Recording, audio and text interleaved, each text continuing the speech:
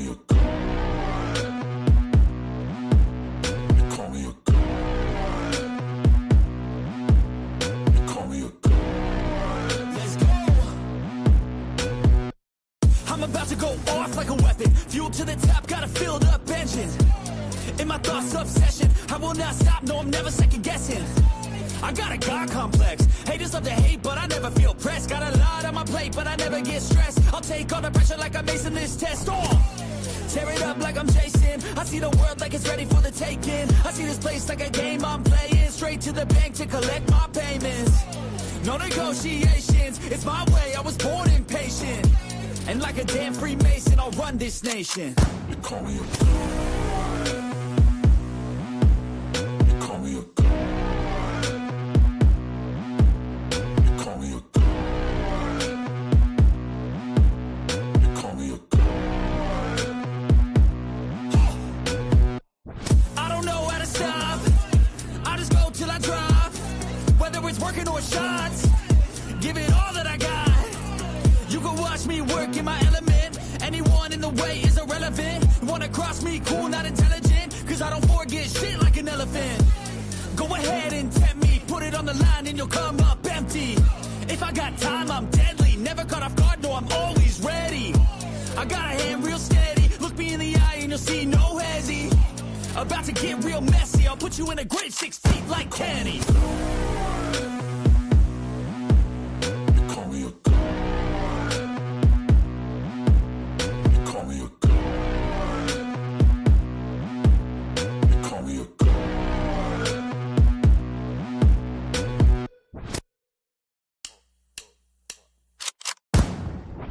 You call me a god. You call me a god. You call me a god. You call me a god. Let's go. I'm about to go off like a weapon. Fuel to the top, got a filled up engine. In my thoughts, obsession. I will not stop, no, I'm never second guessing. I got a God complex. Haters love to hate, but I never feel pressed. Got a lot on my plate, but I never get stressed. I'll take all the pressure like I'm acing this test. Tear it up like I'm Jason. I see the world like it's ready for the taking. I see this place like a game I'm playing. Straight to the bank to collect my payments. No negotiations, it's my way, I was born impatient. And like a damn Freemason, I'll run this nation. You call me a god. You call me a god. You call me a god. You call me a god. I don't know how to stop. I just go till I drop. Whether it's working or shots, give it all that I got. You can watch me work in my element. Anyone in the way is irrelevant. You wanna cross me, cool, not intelligent. Cause I don't forget shit like an elephant. Go ahead and tempt me, put it on the line and you'll come up empty. If I got time, I'm deadly. Never caught off guard, no, I'm always ready. I got a hand real steady. Look me in the eye and you'll see no hezzy.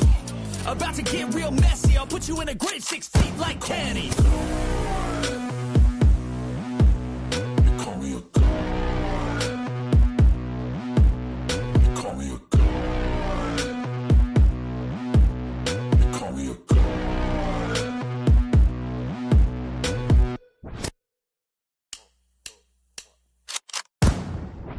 You call me a god. You call me a god. You call me a god. What up, Nine? You call me a god.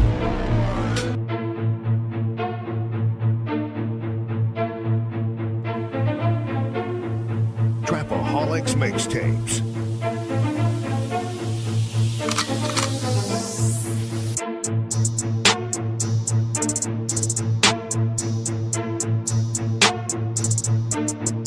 As the 9% and word would say, make a better you, a better us.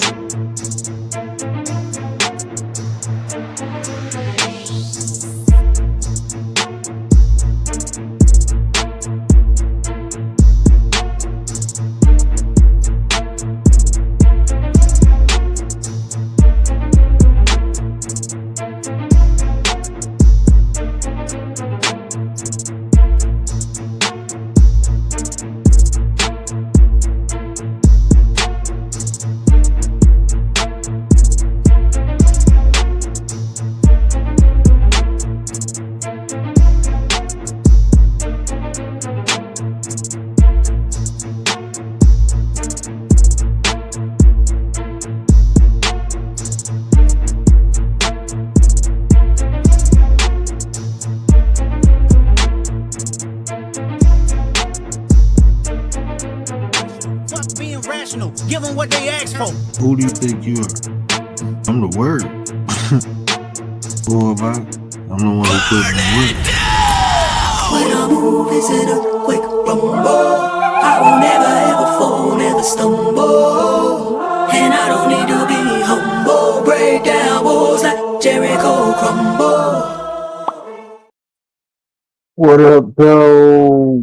It's the word. You see the title, we about to get into it. But before we get into that, let me get into that. Let me get it to that. My brother Bronze, what up, though, man? Appreciate you. Flat Power in the house, man. Stop playing with it. Tell it, Bronze, man, you gotta get on you gotta come on a panel one day when you're free. I know it'd be late at night. I know you're a busy man, but bro, you've been rocking out with us, man. And I just know you got some gems because you be spitting in the chat. We got to get you on the panel one day, brother. We got to get you on the panel. Edward, what up, though, Fab? You too, Edward. Man, I need my OGs on the panel with me, bro. I need my people. You know, just have a discussion. We ain't got to talk about nothing serious. We can just talk. You know what I'm saying?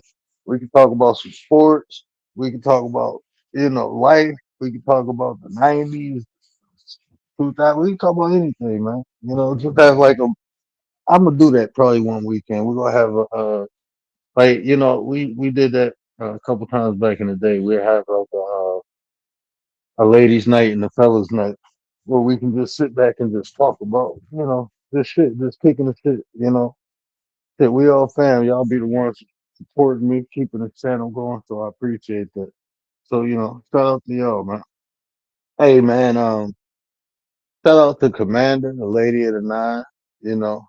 Yesterday this was funny because when I told my wife the title I was gonna do yesterday, my wife was like, "Man, you might as well just say fuck your feelings." And she said, "Why don't you do a fuck your feelings Friday where people can just come up and have conversations about how they feel, about let them vent. It'd be like the vent, but unadulterated, like not caring about who you disrespect. You just want to say how you feel." So that's where we go to kick off tonight because I ain't gonna be able to do it with Friday. So we're gonna do a fuck your feelings Tuesday. I should have put it in there like that, but it's the foundation. So the question asked, right? Dee. What up, though, Dee? There's a question asked because it ain't just fuck your feelings. It's like, what about mine? So my question to the people is this: when do you prioritize your feelings over other people? Because I know a lot of times, like even on this internet, man, I'll be having conversations with people, and I'll always interact with people with good intent, never malicious intent. If I feel some type of way about you, I don't even want to talk to you, right? So when I interact with people, I go into the interaction with good intent. Like I'm not trying to disrespect. I'm just trying to have a conversation, right? I don't have to be right. I don't have to be better than you. None of that. I just want to talk. Right. That's how I go into every conversation or interaction with people in general with a pure heart. Right. But times, people start throwing little shots at you, and the more, um, the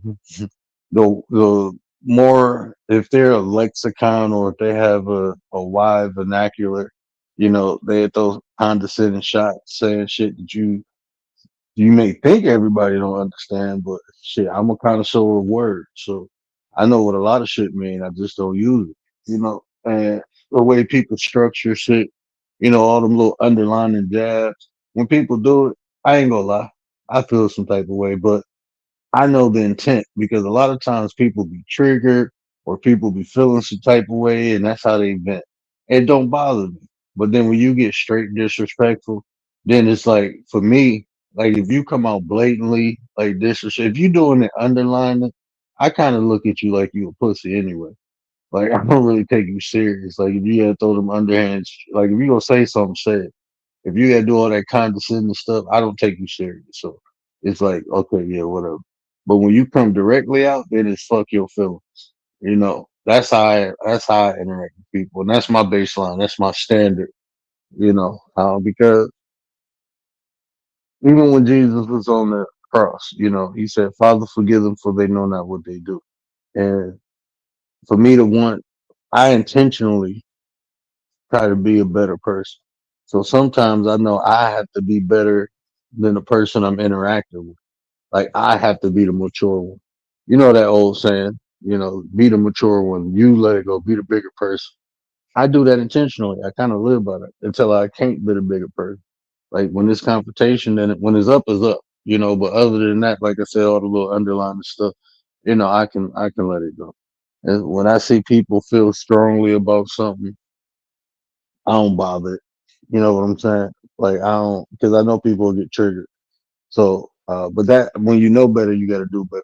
A lot of times, like I know about emotions, so I know, and what I know is like people are unaware how the shit really works. So even when I see somebody, who can't control theirs, I know I got to control mine, right? So that's what it is. Rudy, what up, though? What up, though, Rudy? But that's how I feel though. Like, you know, I, I, I'm laid back. I don't try not to let too much get to me. It's certain things, everybody had their own triggers, right? There's not a lot of people who can like really shake me.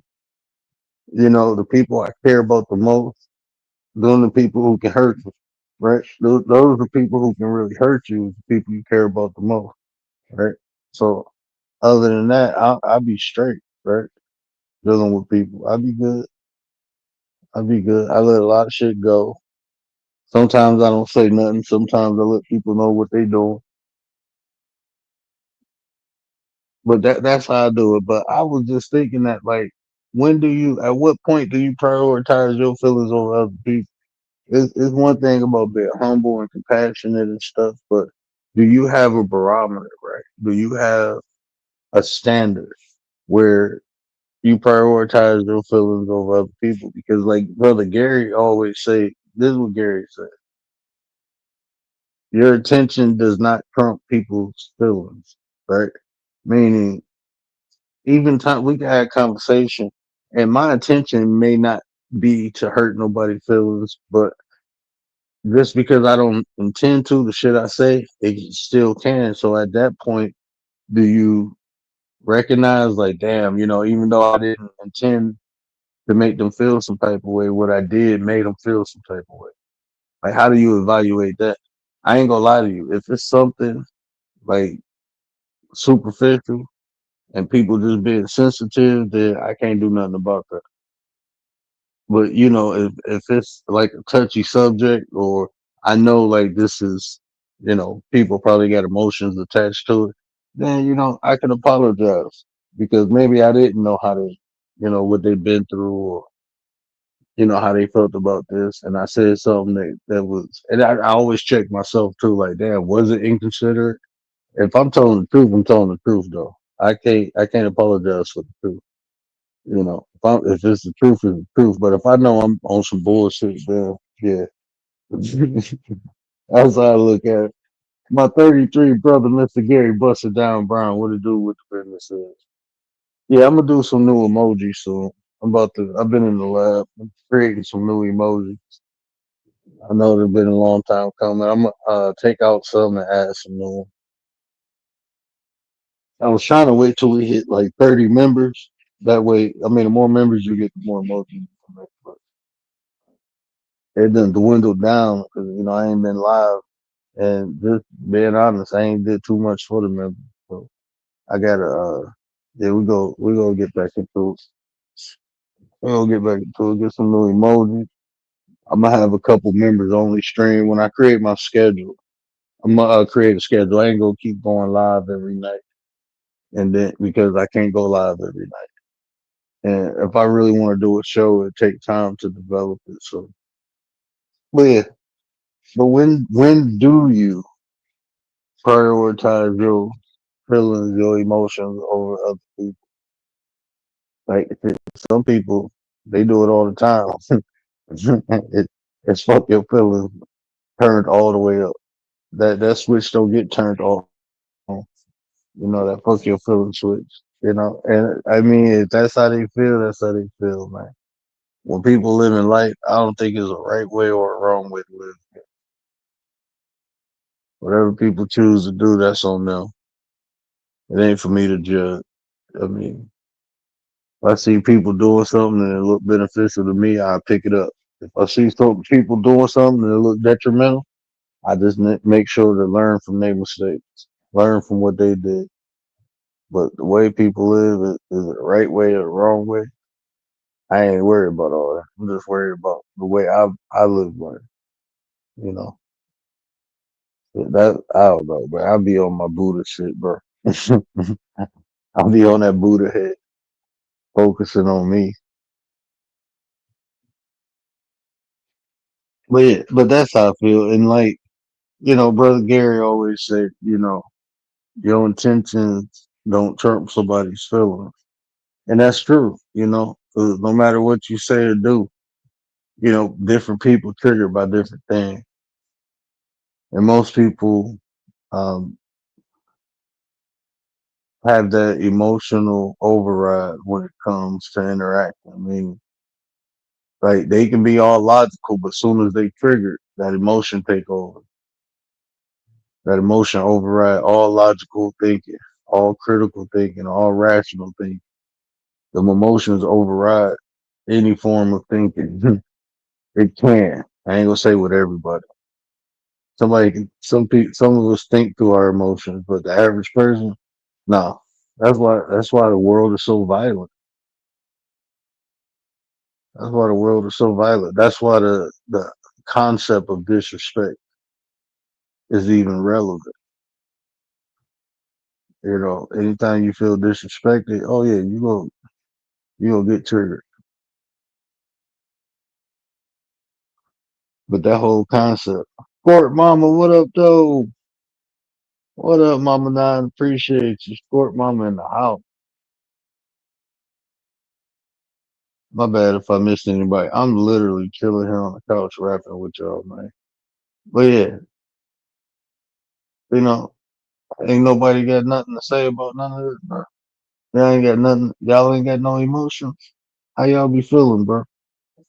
How y'all feel when like this? I don't this is a perfect example, right? What I'm talking about at points you be like, man, fuck how somebody else feel. What about me? Shout out to Commander because she came up with that concept. My wife just said, "Fuck your feelings Friday." Commander was like, "Fuck your feelings. What about mine?" And it was funny. That's what I was saying. It was funny because my wife said that, then I got on Gary Live, and then Commander said that, and I'm like, that's how things synchronize. People be like, "Oh, that's a coincidence." Nah, it's meant to happen. That's what it means. That's more confirmation. That's all it is, confirmation. I thought it. My wife said it. Then Commander said it. Where two or more come to, that's what happened. When two or more come together, that's when shit manifests. That's when it happened.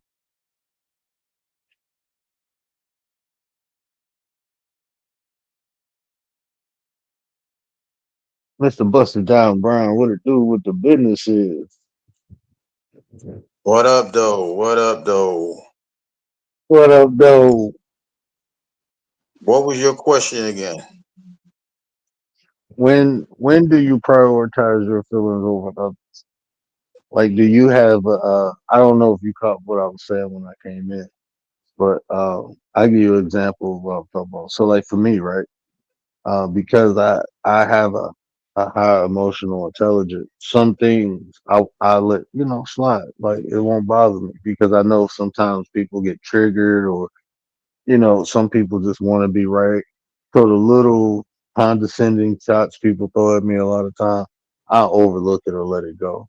But like the direct disrespect, then I feel like I need to set the tone. So it's not even like I gotta set a tone. So, I always talk Mm. about treat people how you got to teach people how to treat you. So, like, what my barometer is, it's like I can understand where some people at, but then when it comes to the direct in your face, like, fuck you, that's when I say fuck your feelings. I don't care how people feel, but the little condescending things, I let go because I already know, so I kind of, take people emotions and feelings in account until I feel like they totally saying fuck mine, then I'd be like, okay, well fuck yours too. Hmm. So, uh, for me, I did while you were saying that, something popped into my mind. Toleration equals moderation, right? So if you have very high patience, you have uh uh uh you're very humble, you can take a lot of situations. If you know how to read the room, have discernment, you can tell who's doing what, how they doing it, when they're doing it, right? But the Never moderation mind. comes in because the moderation comes in because when you just coming into somebody's arena, right? Or you coming, for example, the situation you've been having the past couple of days, right? There is no moderation because now, even though people may not want you to have that expectation, you know something is getting ready to happen to where somebody's gonna be rude, disrespectful, so on and so forth. So you have to be on guard for it. So once it appears, like, oh, homeboy, let me check this out. You can't come up here disrespecting people. You can't run around here telling people to shut up. You you know the humility runs out, the humbleness runs out because now you just being utterly rude and disrespectful. So that's the time where you're like, all right, I tried to give you grace. Guess what? Fuck your feelings. Fuck that grace I was trying to give you. That shit got to go out the back door. Why? Because you are not, you feel entitled to it, right? That's just like when people say, you know what? I give people respect. That's why a lot of people say respect is earned and not given. Because when you give it to somebody, that person that didn't earn it, they not going to value that respect the way they're supposed to value it. So that's when you like, you know what? Now it's time to turn off the humility. It's time to turn off the grace, and you let them have it. You can't be walking around here disrespecting people. You can't come in here disrespecting the ladies of the nine.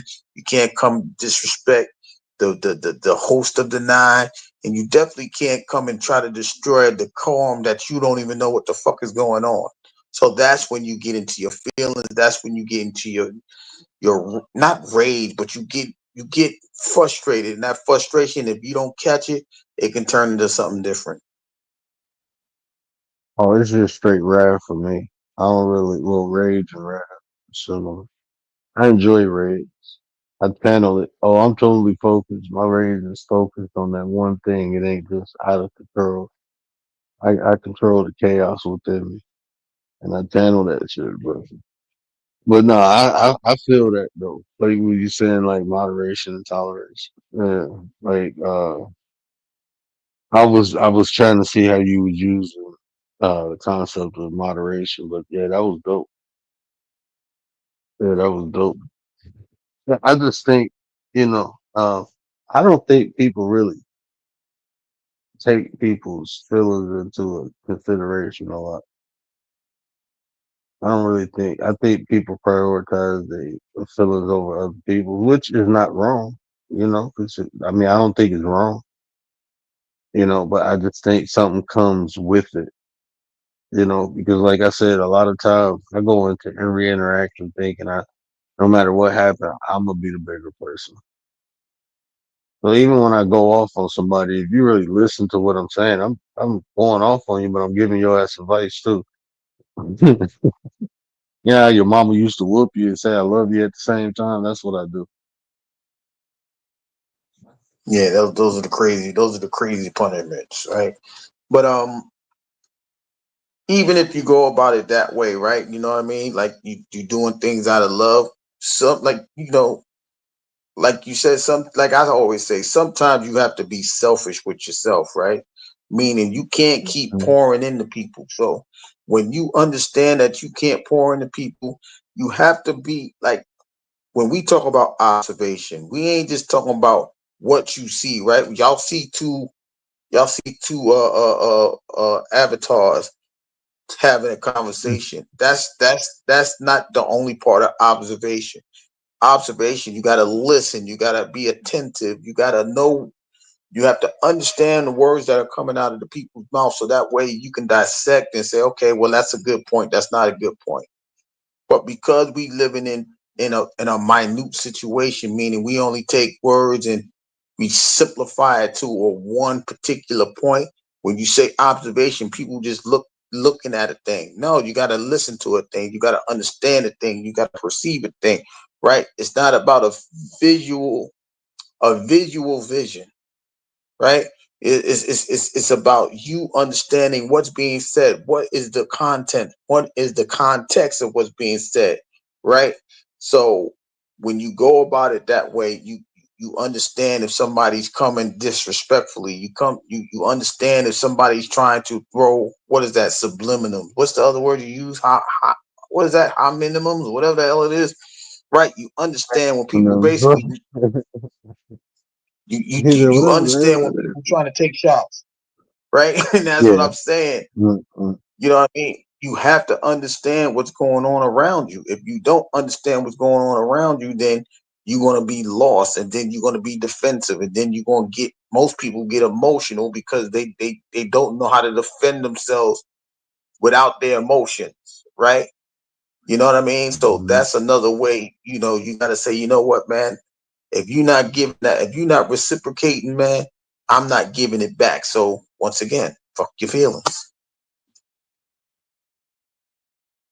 Yeah, yeah. I like once I see the person don't appreciate, then I don't give it to them no more. I'm good. I think when people like appreciation shows that someone values something when they appreciate it. You know what I'm saying? So once I see like people don't appreciate me, I'm straight.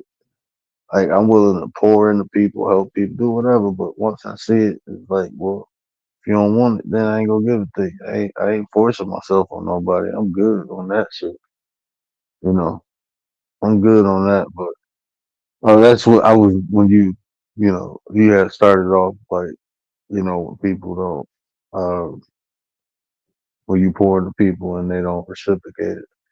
And I was just thinking like, for me, it's but either a reciprocation, appreciation would be a form of reciprocation. Like, just simple things, like even like with me and you talking, and you give me an idea, I'd be like, "Damn, bro, thanks for the good idea." It's just acknowledging what people do. You know what I'm saying? Like, why? I don't think it's hard to do little things like that matter. For just little things, just acknowledging what people do for you, bro.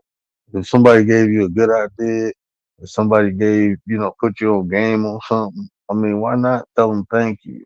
You appreciate it. Some people, you would say something, and they'd be in their head like, damn, that's a good idea. And then they'd go do it like they thought of it. We'll give you no type of, and that's cool. That's just how those people are. You know, it's just that's how I look at it. Like, well, that's just how they is. Won't be, they don't appreciate it. So you know I how know how most to of the fuck with time, them. yeah, I'm you know like, how what most up, of the bro? time we know most of the time how we say common sense ain't common, right? So when you Mhm. when you when you think when you think that somebody's going to be appreciative, because we want people to do unto others as we want done unto ourselves, right? So once a person don't have the common sense to say thank you, it's like, okay, I don't know if they have that sense of just saying a kind word. It makes you back away from a person a little bit, right? Like you said, we have conversations, we build off each other. Hey, that's a good thought. Hey, let's have a conversation. Let's go ahead and talk about that, right? And we as we talking, we thanking each other, but we still going, we flowing with the ideas that's popping in our mind, popping in our mind, popping in our mind, because we just going with the flow. But it's not out of disrespect, because sometimes when you are a creative person, you need to get those thoughts on a paper or somebody's ear so they can reciprocate it back to you, right? It's a circulatory motion, right? So when you have somebody that's a blocker, right? That's a hater, that's however you want to perceive it, they're gonna cut your circle in half to where it won't come back to you. And those are the people that you got to watch out for because they, that they say there's always a wolf in sheep's clothing. Well, there's some demons in friendly skin, right? People get hit with friendly fire all the time because people shooting at people and don't know if it what their intent is. So we have to really watch for ourselves to go through situations like that because we don't know everybody that we interacting with. We just know that sometimes our intellect, our discernment, and things like that, we can pick up if that person is genuine, and then we just go back to observing and see if their consistency is what makes them who they are, or there's a bunch of bullshitters, right? Because at the end of the day, every day we come on here, right? We start to see people ain't doing lives as much as they used to do it. Why? Because they bullshit is being caught up, right? You make people have an expectation of you somebody of a higher tier, but you lower than dirt. So when people start to say, you know what, man, we're not gonna support that motherfucker no more, you can't get mad because you got caught up in your own shit. So you got to understand people ain't gonna respect you because you sitting there perpetrating a fraud. Now, thankfully, when you got people in the nine that's consistent, and it ain't been no nonsense being spewed, and people ain't, we make it a comfort place where people can come in and have conversations, and we can leave the conversations right there. For the most part, we get caught up because our acts and kindness, we tend to care for those that don't care for themselves. But when they don't, but even in those situations, right? We can't be more passionate or compassionate than a person that don't love themselves. So we have to figure out how to maneuver around them, but we can't allow them to take us away from the respect and decorum that we are building at the same time. So we just gonna have to gracefully bow away from them people and allow the people that really want to be here. We just gotta let them in, and for the most part, those people that are here on a consistent basis, they understand who we are. Like people might have thought you was being rude the other day. I don't think you rude. When you go through those moments, I'm like, you ain't gotta apologize for nothing. Sometimes things have to happen for a reason. It's not that you You know, disrespecting them, but they disrespecting you. So fuck they feelings. So you gotta be a little harsh. Like you go dumb mother, take your ass to AA, and you know what I mean? Like it's still constructive, but you're it's harsh. You know what I'm saying? Like right. you just gotta be harsh because that's what some people can register in That's their what they brain. They respond need to, that man. partiality. Yeah, like see people like that, they respond to chaos, bro. And that's why it's like just so they can prove that point, they keep pushing the button. Then when you snap, be like, "Whoop! See, told you." Like, bro, I don't snap unless you push that snap button, right? You kept pushing that motherfucker. I kept delaying it. I really like. I've been delaying it. Like, after that first interaction, and see, this is what I'm saying, man. In my heart, man, I don't have no malice towards nobody in my heart. If it's there, it's because somebody put it there, and I usually give it right back quick way. Anyway. But the first interaction I had with him, I was like, I ain't dealing with this dude no more. But then I'm like, shit, I've changed. People change. Sometimes you need to be around. Like we talk about getting into different environments. I'd be a hypocrite, if somebody come, into this environment from a different environment and they seeking it and they just learning how to interact with it. Because it took me time to learn how to interact in new environments. Right? So I'd be a hypocrite. But it's like that day, bro. When I went live, I was man, my patience is low today, and I still displayed a lot of patience because I should have cut his ass off with the first time. You came on the mic talking to, like, come on now, man. We argued about if I'm Muslim or not. Bro, I ain't Muslim. I ain't never said I was. Well, you practice it, so therefore, bro, you can't make me what you want me to be, bro. You can't do no shit like that. You arguing with me about like that shit right there just show you trying me, bro. Like you trying my patience, man. Okay. We let that go. And then like shit, if anything, I thought he would have said, shut the fuck up to Frankie, but I'm like, bro, look, I ain't even said nothing. And for you to respond to me like that. Because I'm talking on my panel, bro. Because you trying to tell me something about me that you don't even know me, bro. And I'm telling you, you wrong. Now you gonna tell me like, nah, bro, that shit don't work like that. Fuck you talking to? Then it's like, And okay, see that shit, all these, I done took all them little shots you took. Now take these shots. Man. You shot at me with a BB gun. Now take these rounds. Take these 227.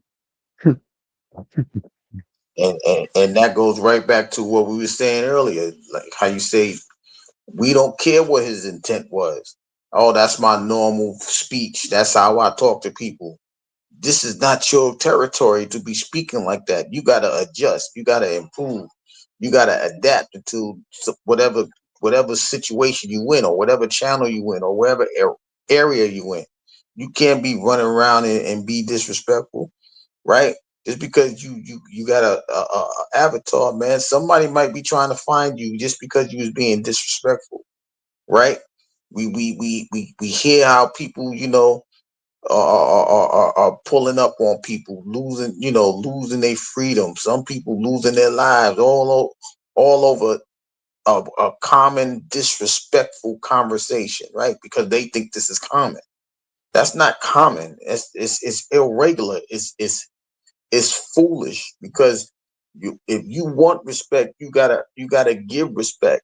Like I said, it's a circulatory motion. It's a give and take. If you pour into me, I pour into you. If we pour into each other, there should be an overflow of respect. There should be an overflow of kindness, right? But if you giving me an overflow of disrespect, I'm closing my lid. I'm not even accepting that. I'm putting stores closed. I'll dip off, right? I'll dip off just because you can. I will not allow you to make me become something that you want me to become. You want me to become unruly. You want me to be disrespectful. You want me to be toxic. When I'm over here talking about, we need to relax and have peace, and like you talking about Christianity, but you saying fuck the Lord. How does that work? It don't work that way, right? You got to know who you around. You got to know who you talking to, and if you don't know who you talking to, just bow the hell out. Just fall back and get out the way so somebody else can come and take the conversation and add to the conversation. Shout out to Frankie Blanco. Shout out to Mr. Blonde, right? Because that whole night could have went to the left, even though we already knew it was going to the left. The toleration level was there, but sometimes, man, you just get sick and tired of the bullshit, and you like, man, listen, man, you don't even know who you better. You better know who you talking to, and then look. You got people that really respect you enough to say, you know what, I seen what was going on. That's why we up here to talk about something else. And then y'all conversated right away from that toxic shit and brought a mellowness to where everybody can sit there and add to the conversation. That's what building is about. That's what construction is about. You take the worst situation. If you can't mold it into something useful, you get rid of it. That's what we may have to do with certain people. We may have to get rid of them. It's not that we don't like you. You don't like yourself. So we not telling you fuck your feelings. You say fuck your own feelings because you ain't got enough respect to be around people that's willing to help, encourage, and uplift you. So we can't do nothing about that. So just stay over there until you get ready. You just better be lucky that you got people like the word that gives second opportunities. He'll give you another shot. There's people who be like, man, we don't want your stupid ass over here. We don't want your drunk ass over here. We don't want your crackhead ass. You know what I'm saying? Like we know, right? Some of us know. Some of us has been in the environments, the street levels, and things like that to know when somebody's dipping off to the left. But we just sometimes we do care too much.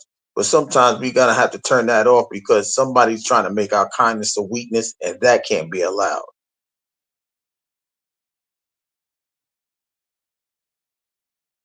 Man, this that whole experience, bro. I was just sitting back thinking yesterday, like I'm surprised that shit don't happen more often. As much as I open the panel and we just laid back. because it's people try you when you nice, bro. Like when you be being cool. That's why I just sit back and observe. I'm more chill, and that way I can observe a person's behavior. You know, the consistency in their action. You know, people show their ass when they feel comfortable, bro. So yeah, I just sit back and I'm surprised that it don't happen more. You know, I really am. Like there's random ass people come over and act a fool, but it's to the point now I don't need, bro. I'm not gonna lie to you, bro. There's some people like if I don't feel like they can, I ain't trying to be an asshole, but if you ain't a regular over here, brand new popping up, and I don't feel like you got to catch me on the right day, cause I'm gonna start just, I'm gonna start talking to this person about this person, this ain't it. Like nope. But I'm saying, what's wrong with that? Like, if you really sit down and pay attention to it, what's wrong with how if that's how you feel? Sometimes in life we go through situations and we gain experience of certain things and people, right? So if you feel like that person is not, being honest, if that person not being sincere, of course you got to question the individual because you don't know them. They don't be here that often, right? Right. So when you go through those situations, it's like an interview. Whether we understand it, we're interviewing the person, right? They come up on a panel. That's just like, when you first shout out to Black Dynamite, wherever you at, shout out to you, right? Now people was like, yo, he's funny, but is he really for real about how it is? We just let him go because at the same time, he brought he brought a different energy to the channel. So it's like, all right, you go ahead and keep speaking. You do what you gotta do, right? But then when you bring that dry, boring energy and you're not even making no sense, you can't get that same respect because you're not energetic enough to allow to be allowed to flow the way that you think you need to flow. Your need is not my want or my need either. So if it's not registering with the host of the channel, then you should be able to remove some money. It's not disrespectful. It's your channel. You trying to make a decorum. You trying to build a comfortable place. But when you got somebody just drag on, and you can't allow that because you start to see people disappear. Like, yo, this is some bullshit. Excuse me, this is some bullshit. I can't be able to be around this because he letting this man talk about absolutely nothing. And then somebody else is gonna try you after that. Well, he's too nice. Let me see if I can try him. Nah. Then they come up here with the stupid because we have open panels. We can't allow all of that to happen. We can kill them with kindness all they want, but some people ain't dying because it's kindness. Some people want to come back to see if you really going to air them out. And if you got to air them out, sometimes you just you gotta have that balance of good and bad in you. And you about to turn me into the Hulk. I don't want to be David Banner no more. I want to be the Hulk and smash you, and then come back after all that is over with and shrink back into my normal self. That's the balance that you've been talking about, but people don't want that energy because they think something is wrong with it. Nah, if you have the balance, you understand that good and bad must coexist with you in order to become that balanced person that you need to be. Fuck their feelings. It's not about them. It's about me being cool, calm, collected when I need to be. Some days I'm gonna be wrathful, rageful, whatever. Some days I can just sit back and just have a conversation. But if once I sense you trying to make me do something that I don't want to do, I'm falling back, and I don't have no problem with nobody if they do the same thing. That's just me, though. Yeah. Shout out to Santina, man. Happy birthday. She had a birthday stream up earlier. Shout out to 755 Yes, for she hitting did. 2K. She Happy had a birthday, party over Nine. there. Happy birthday, man. 755 had a 2K party. She was over there lit. I was chilling until my daughter started going crazy. But that's what I'm saying. We supposed to be here to celebrate people, right? We ain't supposed to be here to tear people down. I don't want to tear nobody down. But if you coming over here and being disrespectful and doing all those other things, you gotta expect somebody to defend their territory. That's not disrespectful. That is defending what's yours, right? Like, when 755 come over, she like, what's up? What's up? And we like, yo, what's up? Keep doing what you're doing. Shout out to 755 because she do things for the kids. We promote the right things here. We not promoting no chaos. We ain't promoting no toxicity, right? Even though some people come over here and they be acting like they want that positive energy and then dipping off and going into negative areas, that has nothing to do with us. We just allowing you to understand there is some good energy over here. Whether you receive it or not, it's not up to us. Our intent is to make sure that you can find some good energy. Now your feelings are your feelings. We ain't here to interrupt your feelings. We just here to show the intent that there's some good energy here. Your feelings are yours. We ain't trying to trump your feelings. We just letting people know that that energy is here. You want to have a conversation, let's have a conversation. If we can help you get through a situation, we'll be willing to get you through a situation. But that option is always going to be an individual's, right? That's like if words say, you know what, I ain't doing this no more. Are y'all going to miss them? Y'all should, because his energy is where it's supposed to be. What he giving you is something that nobody else is giving y'all. That's why we constantly ask y'all come up here and have a conversation, even if it's for 5 minutes. What you might say can spark a whole 2 hour live, another extra 3 hours on the live. It's not about just me and Word having a conversation. If you are consistently supporting, we want to hear your opinions. We want to hear what you think. Even if you make your own topic up, okay, you know what I mean? We want y'all to do that. Why? Because if we going by the mantra a better you is a better us, we have to take into consideration what you want. It's not about always fuck your feelings. It's about turning the compassion on when it's needed. We're not here to destroy nobody's feelings. We're here to add to somebody's feelings, add to a peace, add to an encouragement, add into a love, right? And I ain't and fellas, y'all shouldn't be afraid that we want to do that with y'all too. We ain't on that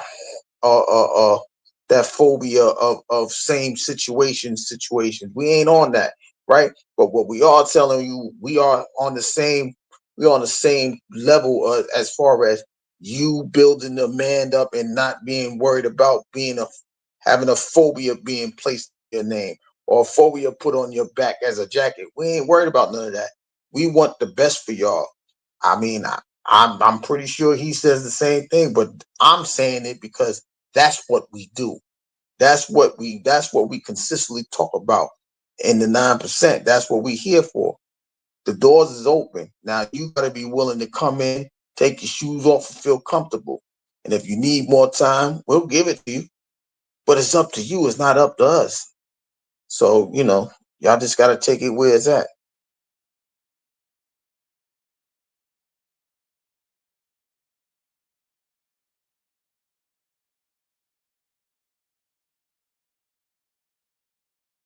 James, Melody, PA, RAD, Blondie, Melody, James, PIA, AID. Shout out to the new 5 members, man.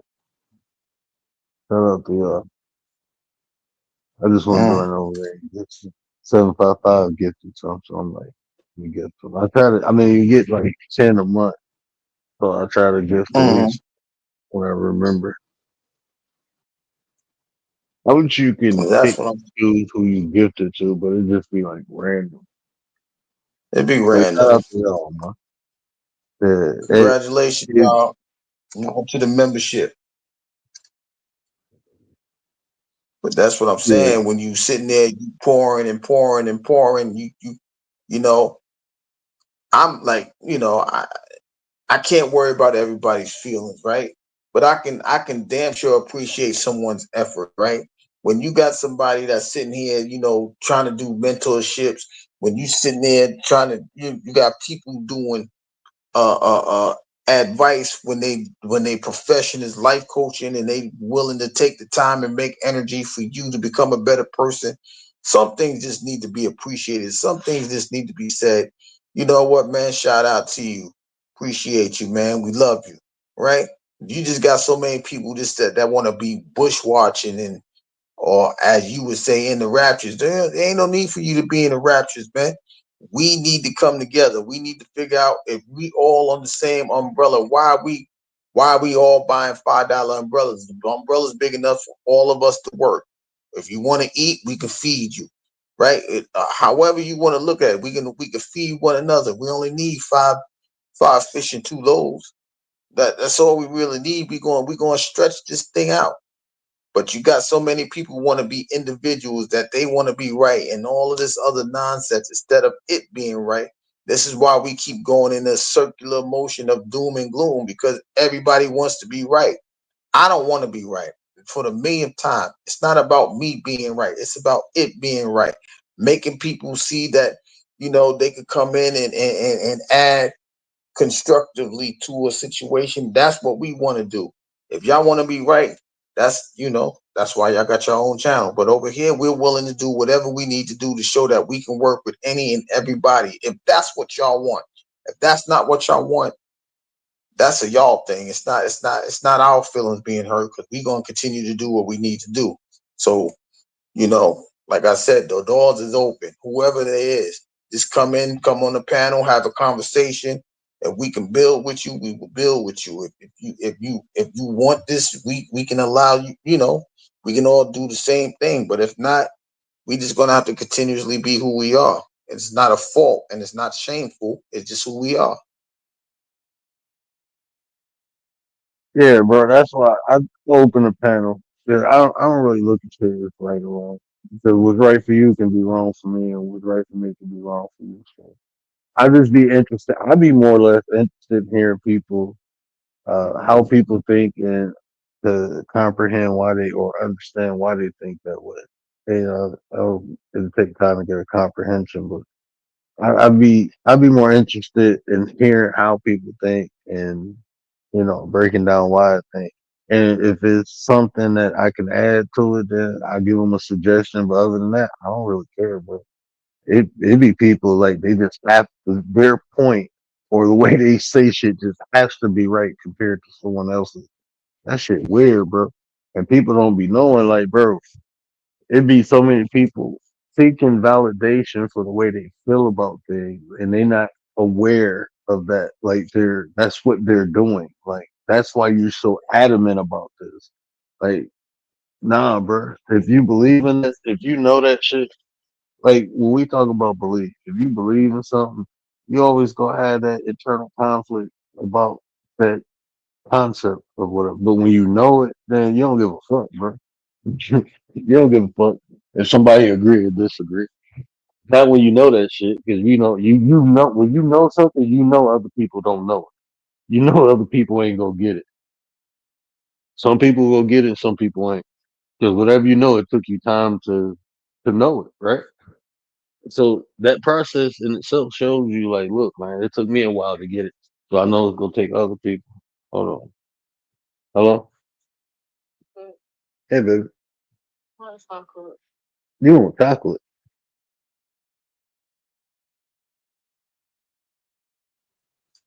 That's crazy. So, while we on the topics of feelings, I want to ask people these questions, right?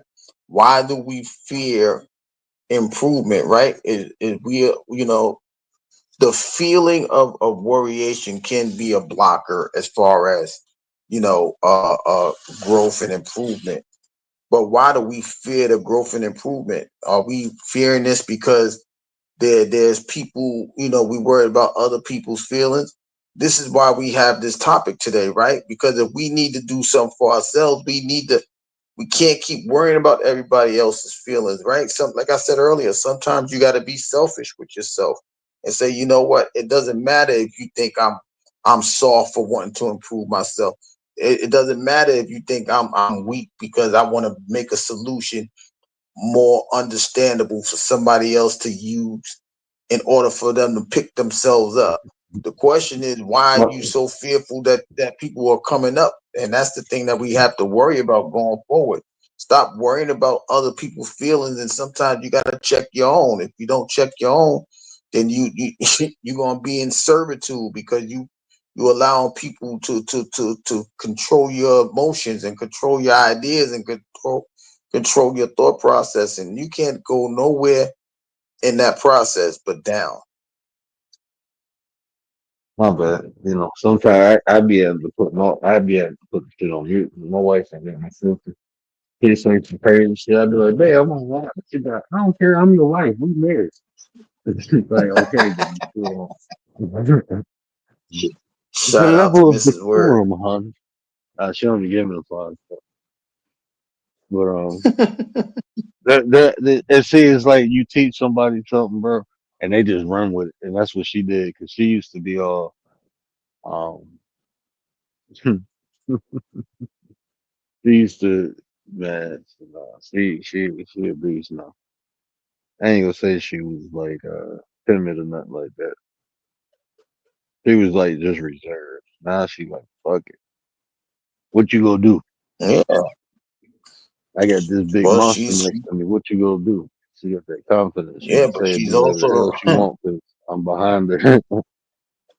not only that is it's the reason why you having this conversation today. Like sometimes you just can't can't be so reserved to where people can walk all over you, man. And that's what I was just saying. In the process of growing, man, you have to outgrow certain things. You got to outgrow your timidness. You got to outgrow your worryation. You got to outgrow the fears. The only way you can do that is if you try it. If you walk into like you're afraid of heights, go to the second floor. If you're afraid of bees, you know what I mean, go buy a flower. See if it stings, you know what I mean? You're Nah, gonna have to go nah, through the situation. you I'm just afraid to saying, be nah, go I get a know that motherfucking that ain't your EpiPen. thing. I'm just saying, nah, because everybody's not. But my thing is, everybody they scared of the bee sting, not because they're allergic. They just afraid of the bee Oh sting. nah, I don't Sometimes care about the thing. I'm dying. So There's you people ever worried get about the sting, but they're not allergic to it. But that's what I'm saying. mm, Sometimes we be fearing things just because somebody else's experience made you fear it, right? Like, yeah, oh, like I don't look, I don't like planes because of 9/11, right? That's a serious thing. So now people don't want to fly and do things like that because of that one moment. But if you know, would you rather drive 24 hours from New York to Miami, or would you get there? Would you want to get there in 3 hours? Right? you, you You know gotta what? take that variation out and fly for 3 hours.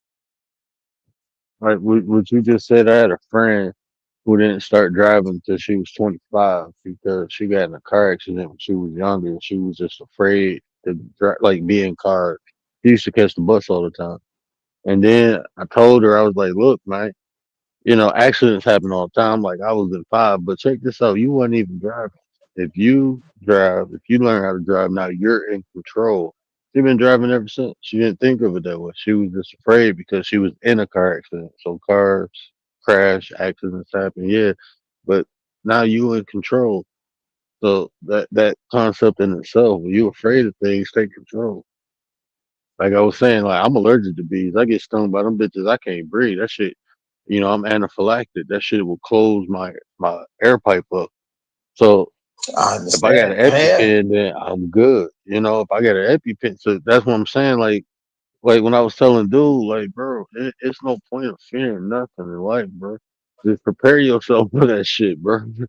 Look, 'cause as long as you got fear, man, that shit go hinder you.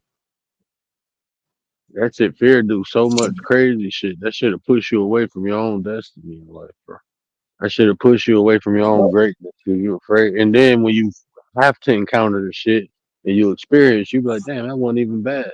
I done kept myself from doing this whole time, and I finally had to do it, and Right. now I realize, like, yeah, that's how that should be, man. So now it's like, 5, 10 shit, I years learned of about it. not cleaning yourself up. Right. That's why when I be breaking fear down, like people can call fear whatever the fuck they want to call it. But what fear is the lack of knowledge. That's what fear is. You don't know. That's why you're so afraid. You don't know what will happen. Even if you see the shit happen, you don't know what will happen to you if you was in that situation. Hmm. But when you make preparations, then you like that's why people like shit, people was afraid to jump out of plane until they start putting parachutes on their back. I'm like, I ain't jumping on no plane, but you got oh, okay, that thing will break my. Okay, yeah, I can jump out of a plane now. You know, when you prepare for shit, you be afraid of a test. But if you study, you go in that business. I ain't scared of this shit. I'm gonna knock this shit out. You know, prepare for shit, man. Learn about it. But that is just lack of knowledge. It's all fear. You're only afraid of something because you don't know. Mhm. That's all that shit is, Yeah, bro.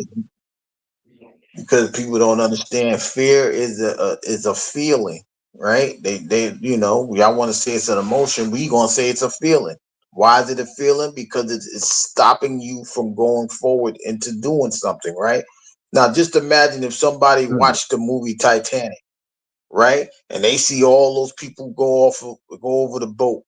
They all sitting there freezing to death and all that. And now you, just because you watched that movie, you decide I don't want to be on a boat because I seen Titanic. Those things are really happening. People really start worrying about fear and things, and locking themselves in, like I'm never taking a boat because of that movie or whatever. You know what I mean? You gotta, sometimes you gotta experience it yourself. I know we tell people, sometimes the best experience is you observing, but a lot of the other good part about experiencing on your own is that you can tell if you put your hand on that fire how hot it on that stove is. It's gonna be hot. You ain't gotta wait for your baby brother or sister to do it. Oh, it's hot now. If you do it yourself, you only need one time to fail. Now you know how to conquer that fear if you step up to the plate and challenge the fear in the first place. So it's all about your perception, how you are ready to attack a thing, to overcome a thing. If you can do that, your feelings of fear will no longer be a part of you. It will be behind you. I'm just, that's just me doing it from hindsight. But think about it like this, bro. I mean, it was something that all of us experienced not too long ago when that pandemic happened. That shit was scary as hell at first, right? Until you took that shit and then you went through it and you're like, oh, okay. The motherfuckers in cut. Oh, I got this now. Yeah. Give me a couple days. I'll be all right. But when that shit first hit, people was like, oh my God. It was like a death sentence. You know, we was doing everything, putting gloves on, putting masks on, motherfucker walking around and balls and shit, trying to protect themselves, walking around with disinfectant bottles and shit. Like like they got a six shooter on their side. They got a disinfectant bottle and a gun holster and shit. But now, like shit, people catch that shit, they be like, "Ah, give me a couple days. You know, that's how that should be until you experience or become aware or have some form of knowledge of something. It's always gonna be scary because you don't know what to expect. Mhm. And there go that word expectation again, right? You can't, you fear a thing because you don't have that expectation, like you just said.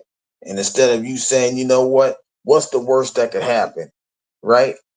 You just go in there and say, well, ain't nothing good could happen out of it. So now I'm not going to step up to the plate and challenge this fear that I have worried about. And that's what hinders growth. And when you hinder growth, you stagnate. And when you stagnate, you killing momentum and dreams. But it's like I said, it's up to you guys. It's up to the individual to say, you know what, I'm not allowing this fear to hold me no more. Let me get on this plane and get to enjoy wherever place I'm going to, instead of you driving 20 24 hours. That makes no sense, because soon as you get there, especially if it's a weekend, you're gonna turn right back around because you got to be back home before that weekend's over. I So ain't gonna just lie, imagine bro. you I driving. ain't, That's stupid. I ain't gonna lie. I love road trips, bro. Like if I want to get somewhere and get there quick and do things, yeah, I fly. But I love road trips, bro. I love seeing new shit, seeing different shit. It's the journey. It's always. I think when I adopted that concept, I enjoyed it even more. 'Cause I used to hate road trips. Like, man, it's taking all goddamn day. Now I just be like, yeah, man, let's just enjoy the scenery, man. Always see something unique and stop. Just a random ass stop. Let's check this shit out. See what it's about. Bro. That's I don't know, man. I miss that shit, bro. I ain't been on a road trip in like 4 5 years. Well, no, I went to Pennsylvania, Mhm. but I'm talking about riding out. Like we used to ride to New Orleans all the time. And we took a couple different routes sometimes. We were there on the way back just to see some shit. Yeah, I remember but one it's time also we said fucking and went to uh, Atlanta. Coming home, we went to ATL. Fuck.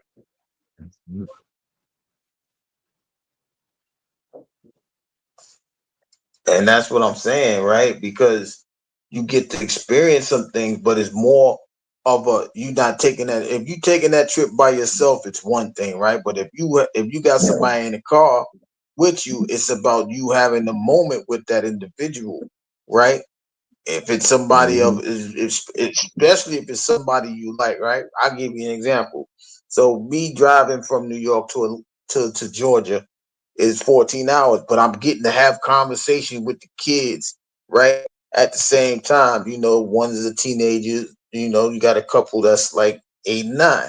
So you having a conversation with them, they feeling comfortable once again because they know they ain't getting out the car, and at the same time, well, you building a rapport. Dad, I think I could tell you about this.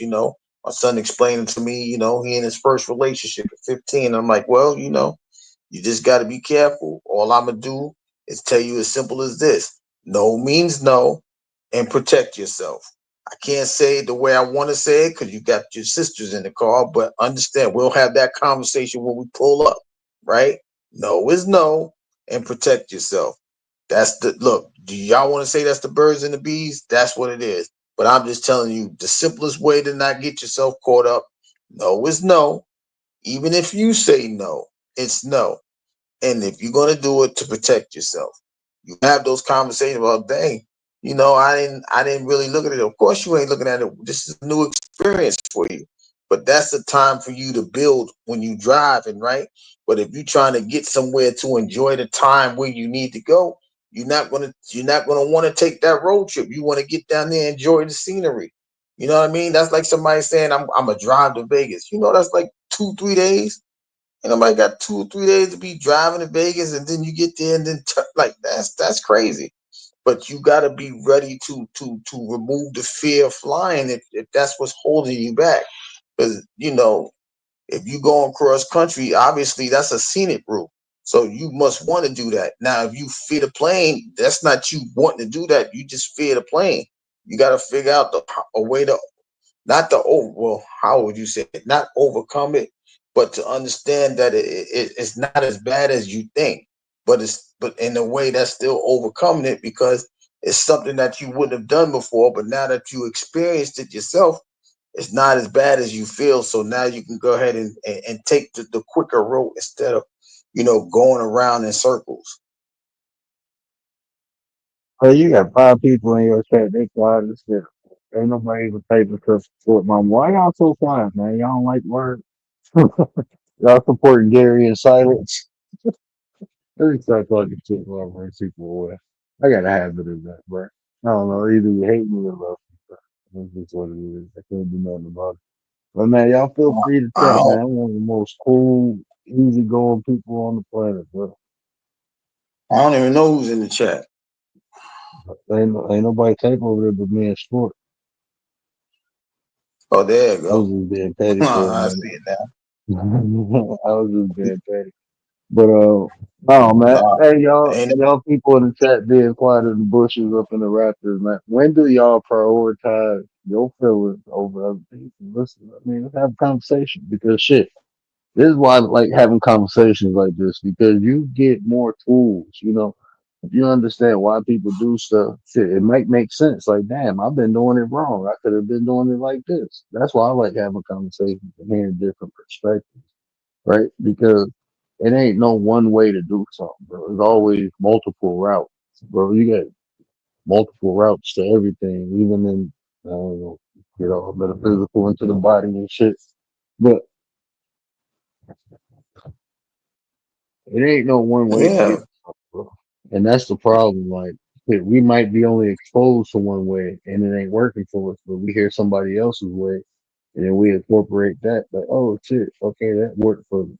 That's knowledge. That's how you get aware of shit. That's why I tell people just be open minded, bro. Be open minded. You can learn from anything and anybody. I learned so much shit from nature, bro. Just in nature, watching shit, how things operate. Like my daily functions. A lot of my philosophies that I learned in martial arts, I apply that shit to my real life, bro, and I benefit from it. It makes sense. Like so, Mm-hmm. something can work one way or work in one area, and it can translate into other areas. So just hearing different people's perspectives. That's why I always say it's more important to listen than to hear. Be quick to listen and slow to speak, bro. Yeah, that's what I'm saying. If you follow that method, you intake so much to where now it's understandable, and now you can respond accordingly, right? And people just like I said, people here to respond instantly instead of taking the time to understand. Okay, now I understand why Word is saying what he's saying. Now this is where I can add to it A, B, C, and D. Right now, by us having these conversations, it allows people to, overcome the feeling of I may not know what to say, but we giving y'all, we give y'all the opportunity. Hey, listen, we got your back. So if you start to stutter or something, we gonna take your time. You know what I mean? It's like when you first train your child to ride a bicycle with the little peg, the extra wheels, so that way they may not have their balance, but you allowing them to learn how to pedal, and then when you take those the extra Training. wheels off, now you got to learn how to balance the training wheels. You got to learn how to balance. You got to teach the kid how to balance. That's what we do here in real life. We not here to stunt nobody. We not here to trump nobody. We ain't here to get nobody caught up. We want you to have balance in life, right? So if you coming from another place and it's not it's not the same as it is over there, sit down and have a conversation to see, hey, I can add to this conversation. But now you adding balance to yourself because you're coming from a section where it's not as comfortable as it is over here. So y'all gotta have the open mind. Y'all gotta be willing to, remove the feelings of worriations and doubt and anxiety and all that other stuff to have conversations like this. We will always be available, but like I said, it's up to you. It's up to you, the individual. If you want to say something, feel free. Type it in the chat. We can answer questions in the chat. We can, if you want to come up, we'll have a conversation too. But we cannot grow if we don't know what type of seed is being planted in the first place. Whether it's your seed, my seed, whatever we're trying to grow, but it needs to be put in fertile ground. We have the fertile ground. We are the fertile ground. But it's up to you to decide what seed you want to plant. So it's up to you guys. It's not up to us.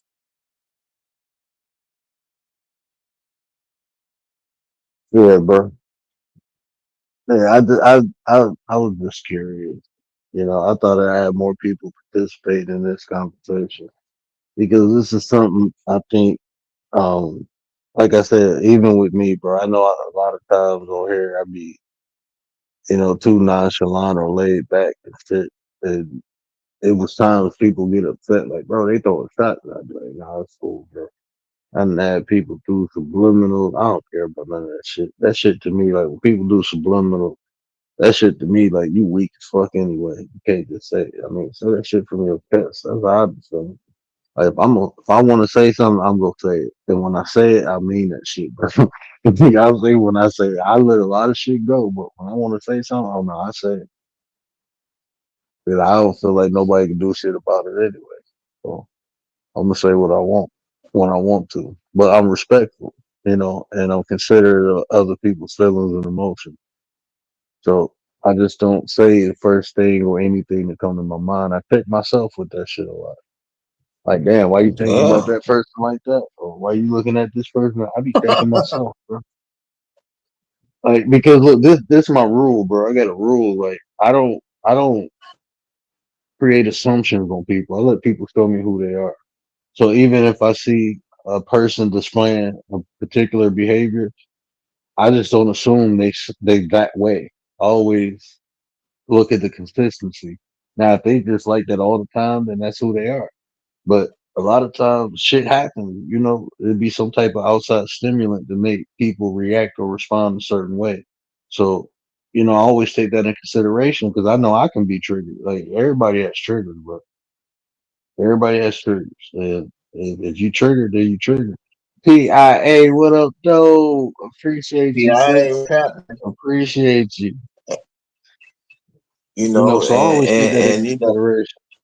I always check my shit first. Don't come over here by you me. know, Nope. I don't want no kisses. I don't want no oh, kisses. that must be huh, Yeah, I tried to that get must her be butt to no. go outside with me earlier and she didn't want to go. Now she looking at me. You getting old, girl. Your face turning gray. Time is Yeah, time. gray Time is body time, and tan. life is life.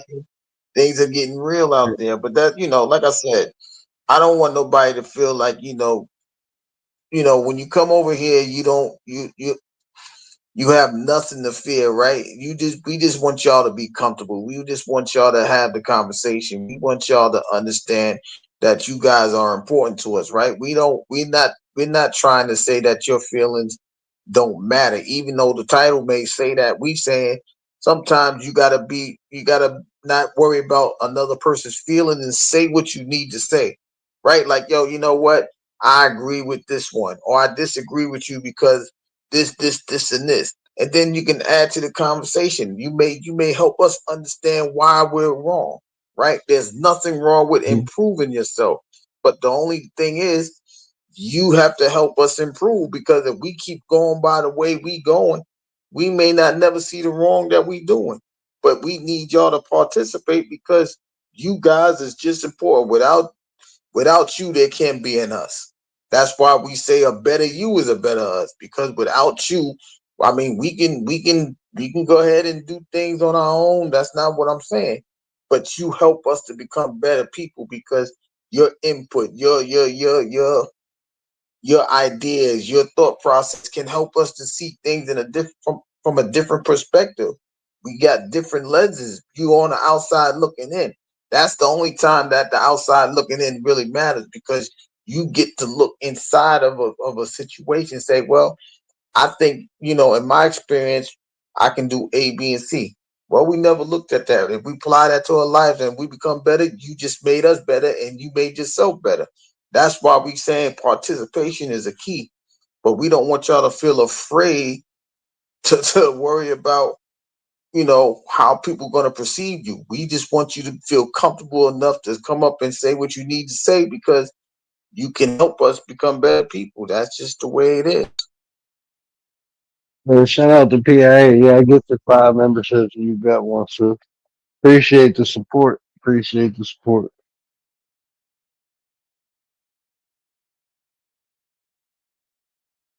Yeah, bro. I mean, yeah, the title is the title. I mean, if people read it, it's more or less asking a question like, when do you prioritize? I had to put that shocking statement in first, so that's just to gather people attention. And that's Yeah, what they because call at that. the end, That's just an emotional trigger to get people to look at the title. But I mean, when they finish reading it, they see the question: when do you prioritize your feelings over other people?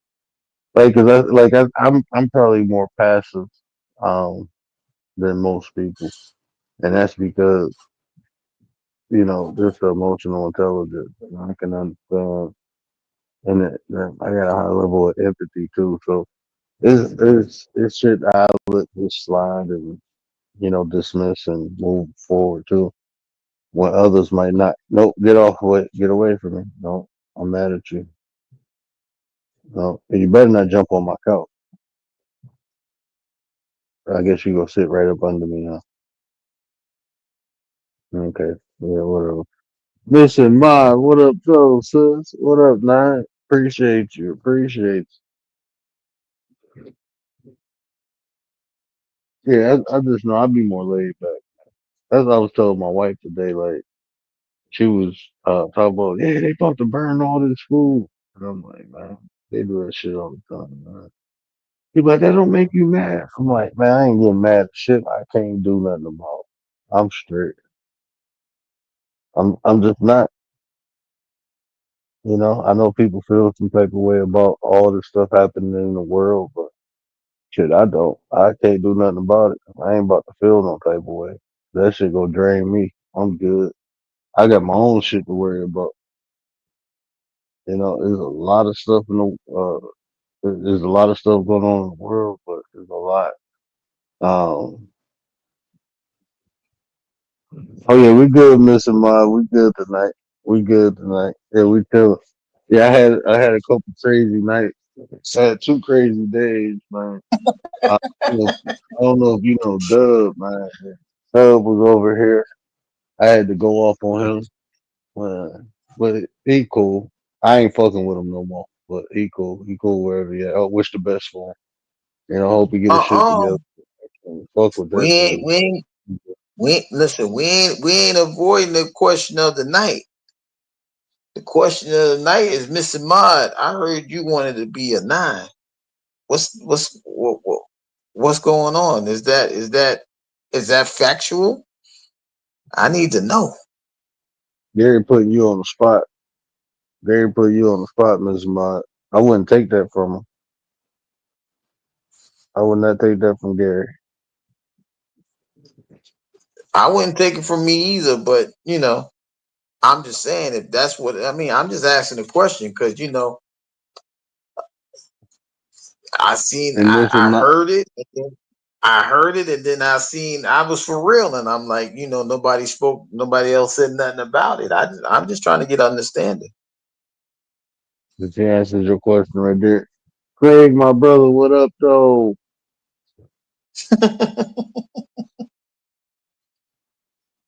And Mr. Mott, you right, too. I want to add to that. It ain't life if it ain't drama involved.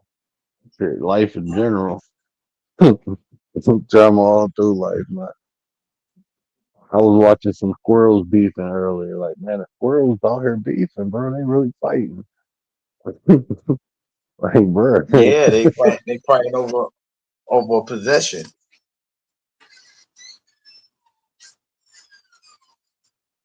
What happened? You finished being That's loud?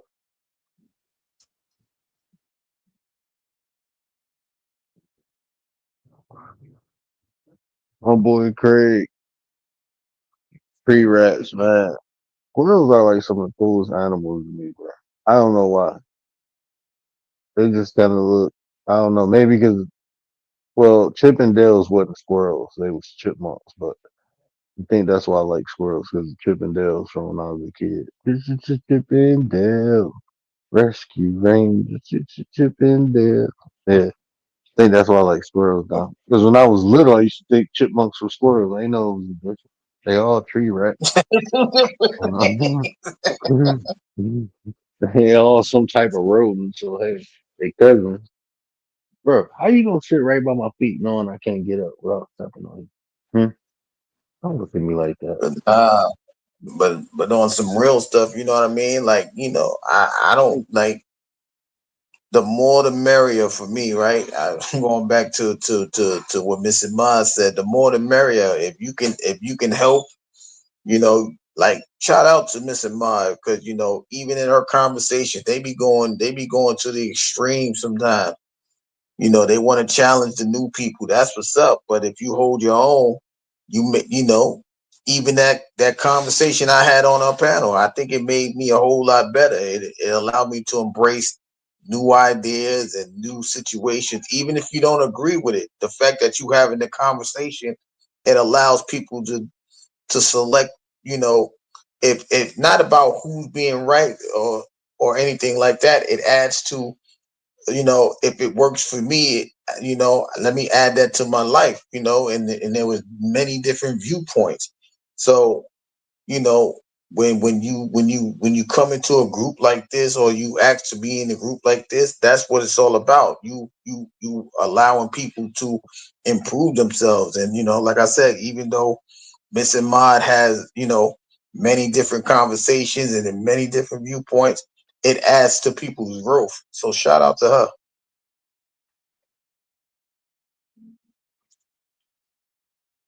Yeah, I just like Mr. Knox. He just real, bro. like authentic, genuinely her, bro. Like I don't. It's just refreshing because the world consists of so many people trying to be something instead of being what they are or being who they are. And when you can be you, man, with the scars and all that, man, that shit beautiful to me. That's why, like, I like my little dent in my head. I got a damn crater in my head, so I'm gonna put the tube in there. I enjoy that, man. I enjoy my little crater. Man, if she didn't give me no pretzels, bro, then my wife, y'all about to hear me. Y'all about to hear how I harass her if I ain't getting the pretzels. Bro. No, we ain't trying to Something. hear all that. I'm just saying we ain't trying to hear all that. We really ain't. Oh Cause you no, gonna I'll you just, gonna you gonna be getting off about 10 minutes after bruh. you try that. I got this. You say mini. You got no mini pretzels. Do I look mini to you? I'm thinking. She like, no. Is that the dog? I love you too. Is that the dog? Never mind. Nah, go back over there with your mama. Get away from me. Get your dog. Call your dog. Gone. Nope. You ain't want to be over here with me and locking you up. Okay, I had to pay for it. You got me mini pretzels. I hate mini pretzels. Like, You didn't you didn't say what type of pretzels, even though she's supposed to know. She got you pretzels. It's a temporary setback. Enjoy it or tolerate it. Look, I just told you toleration is moderation. See how it comes into play. You gotta deal with the bad. It's just like like I was saying. I was telling somebody. I don't remember who I was telling. Sometimes you get if you playing cards, you're not gonna get the hands that you was. I was telling this to my son. Like you're not gonna get all the best hands. Sometimes you gonna get some stupid hands, right? You know what I mean? If you playing spades, you ain't gotta have all the spades, but you can have a couple aces. You can add to somebody else's value. You can help your partner make a couple of books. Doesn't mean you get set back. You play the hand that's been dealt to you. Who knows? The next hand may be the best hand for you. But you got to deal with what you got. You got to play the hand that you get. And sometimes the hands ain't good. That's why you got to be thankful if you get up the next day, because that next day the best hand could be the greatest hand. So you got to be appreciative, but you got to have understanding to know that you know every day is not going to be your best day. But that's the balance of life. And that's what everybody needs to really focus on as far as going forward.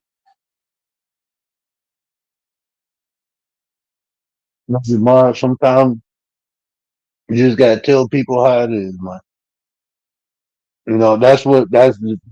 That's what happened.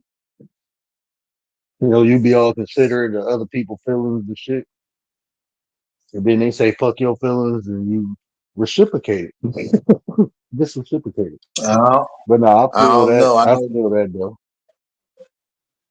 All I know is that Jill trying to make somebody convert to the dark side. I ain't. You gotta have very good patience to deal with someone like that. So Who Jill? I'm just sitting back. Jill, yeah.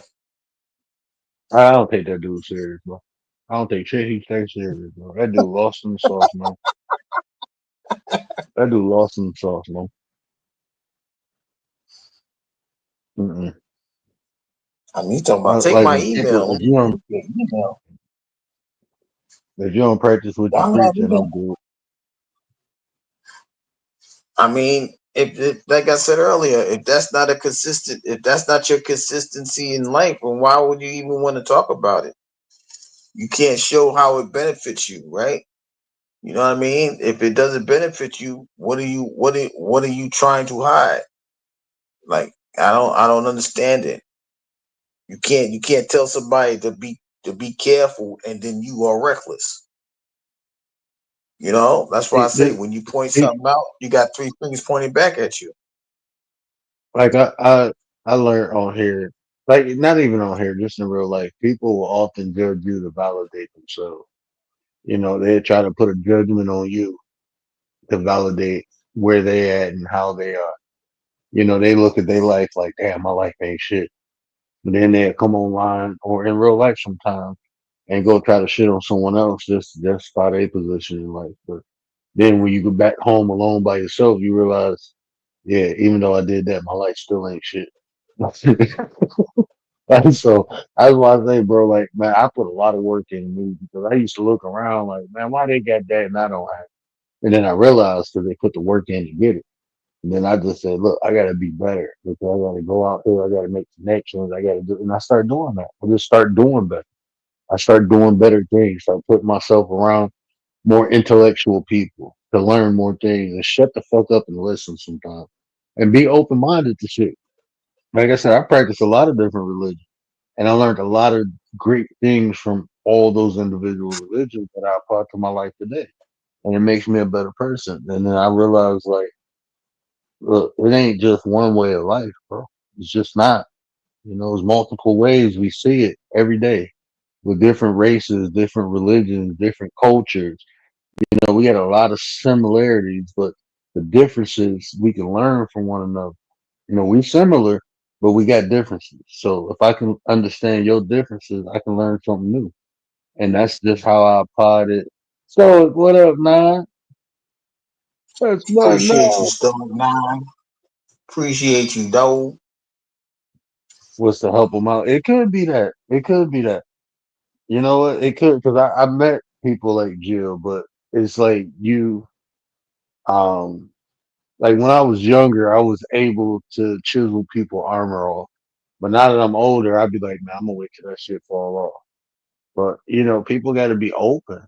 You know, and a lot of times, like I found out, just like talking about life, not per se religion or not, just literally talking about life. That's when you make the headways. But when you start adding all these different religions and cultures and races, and when you start adding all that, that's when the division begins. Those things are separated. But when we talk about life, like life, we can talk about us as an individual, how we feel, like how when you start talking about stuff like that, that's when you make the headway. Well, I mean, you never know why people come into your life until you know, right? Yeah, Like there's a y'all. cause and effect. Yeah. Huh. How's he doing? I ain't seen him in a minute. I don't know. I haven't actually seen him in a minute. Man. Oh, where's your Craig, son? When you let your motor mouth over the cat here, what is being said to you? Craig said something up here. I highlighted. I wanted to read it too. Um, all fair. You can't be a winner without losing because you don't know how to handle the victory. Hey, bro, telling I you. Hmm. agree with that 100%. You can't, I get it. Most people, in the world of competition, there's no such thing as moral victory. I understand all of that, right? I'm saying everything ain't got to be about competition. If you ain't competing with nobody, you can get a moral victory. Why? Because you overcoming a feeling or you're overcoming a fear, right? You thought, just imagine if everybody was all sore losers. They would never want to make the attempt to play the game because they worrying about losing. So when you lose, you learn what your weakness is in the game, and you work on it, and now it ain't a weakness no more. So now that you worked on it, now you might get another outcome than the first outcome you came. But until then, Mm, I always say winners never quit and quitters never win. That means in order for you to win, you got to overcome certain situations. You can't just fall down because the ball is not bouncing your or anything to that example, right? If things ain't going your way, sometimes you got to make your own momentum. You got to make your own luck. Just luck don't just fall out of the sky. Sometimes you can make your own luck, and until you do that, You could be on the losing side all day long. I just hope if you are, you don't become a sore loser and you learn from it, and now you become a victim, a victor, and not a victim. Well, it's all about what you gaining from the situation. See, Mr. Mott, I only interacted with him at one time, but I read how comfortable he was with assuming things about people. A lot of times when people jump to assumptions like that, they're projecting. They projecting. So when he was doing that with me, and then I seen him do it with a couple other people after that. Like I said, I don't. I have no opinion about the guy. I just know it's hard to have a conversation with him, like an honest conversation, like because it's like you instead of listening to what I'm saying, you assuming things. You hearing to react. He reacting to different phrases or words that I'm saying versus the context of what I'm saying. So like I it my ADHD kick in when people start doing shit like that. So I stopped taking people serious. I'm just being real, bro. Like when people not listening to me, my ADHD, I don't be wanting to talk to them. So but like I said, I never say he good or bad. I don't know if something happened recently. I ain't see it, but um, a lot of times people like Doug, like I know, like he's screaming for help. That dude Doug, he's screaming for help. And I ain't want to go off on him like that, but everything I said was factual, man. I mean, it is what it is.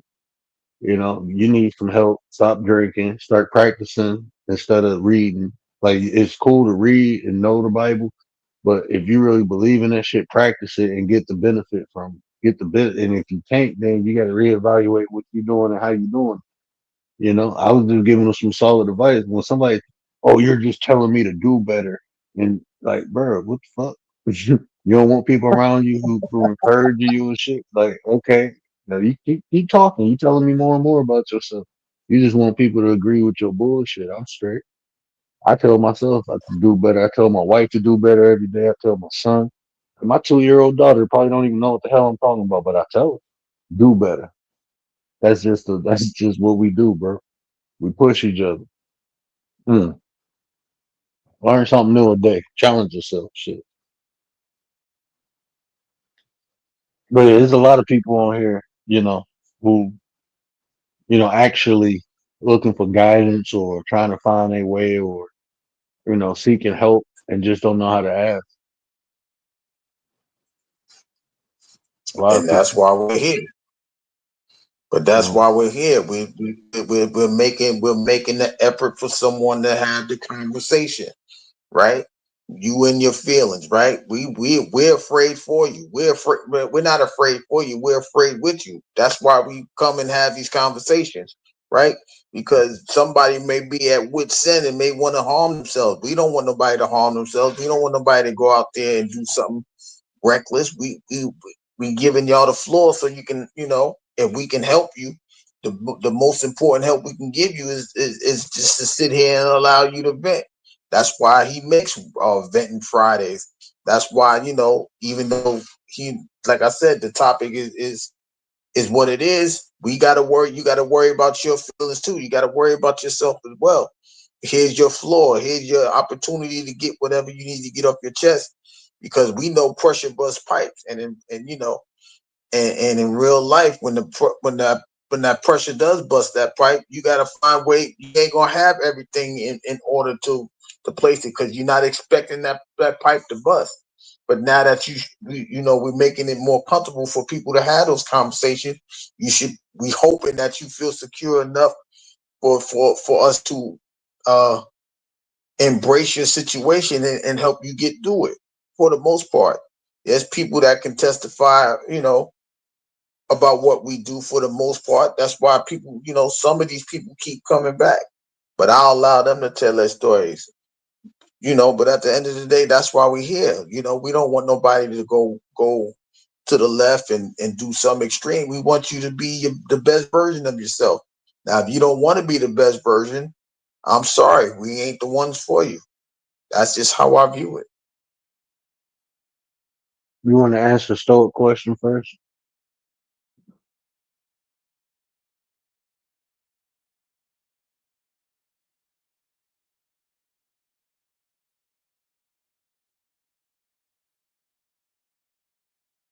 You hear me, Gary? Yeah, I hear you. I forgot I was on mute. What does it mean to reflect, to observe? What does that mean? There she go. Don't go. What does that entail? Seems like people watch but don't observe. I'm gonna let you handle that because I think we answered that earlier. I know he a workaholic, but hi, lady of the nine, chat, where you at? Hi, Gary. Hi, Word. Hi, Chat. Where you at? What up, Nine? What up, man? Man, Stoic over here trying to start a stimulating conversation, but I think we answered this about an hour ago. Commander, I'm gonna let Commander He answer it. said, You be so nice. man, seems like people watch but they don't observe. What does it mean to reflect, to observe? Well, I think that's that emotional intelligence. I don't know.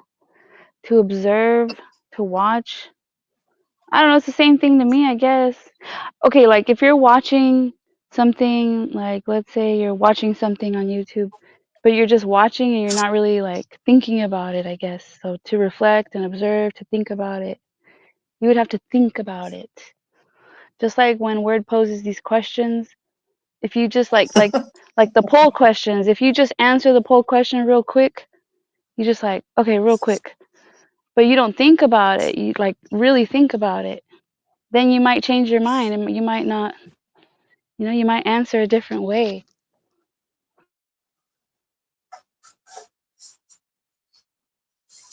I would say See, watching Stoic. is an aspect of observation. So to reflect is to think back, right? You're thinking back. You thinking.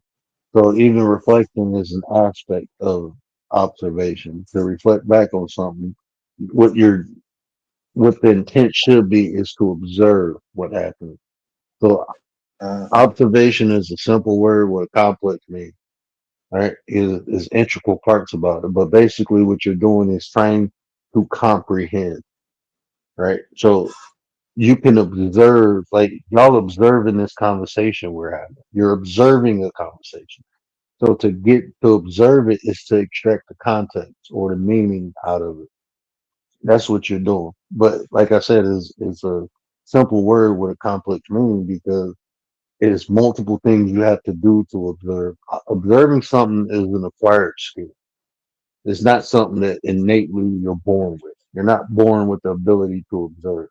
You hone different skills over time to observe. Listening, usually when people say observe, they use it interchangeably with seeing something or looking at something or watching something, visual basically, when observation is not. What you're doing is breaking down the context of what you're looking at. And you can do that through listening. You can do that with critical thinking. Observation, critical thinking is a part of observing, you know. So yeah, people watch, but they don't observe. Just because you watching don't mean you observe. But Yeah, watch I be agree with an that. aspect of observing. Yeah. Yeah. People. Let's say a police Hmm. officer rolls up.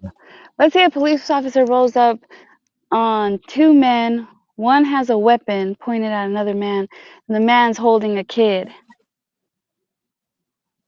right? Unless the police officer has a little more context, observes, waits, holds back, like without making that just straight away decision, the man with the weapon could be pointing the weapon at the man trying to steal his own child. But if you're not observing, if you don't stop to think about it, listen to what's happening, you may think the guy with the weapon is the bad guy. hmm that was a perfect analogy. That shit was fucking awesome right there.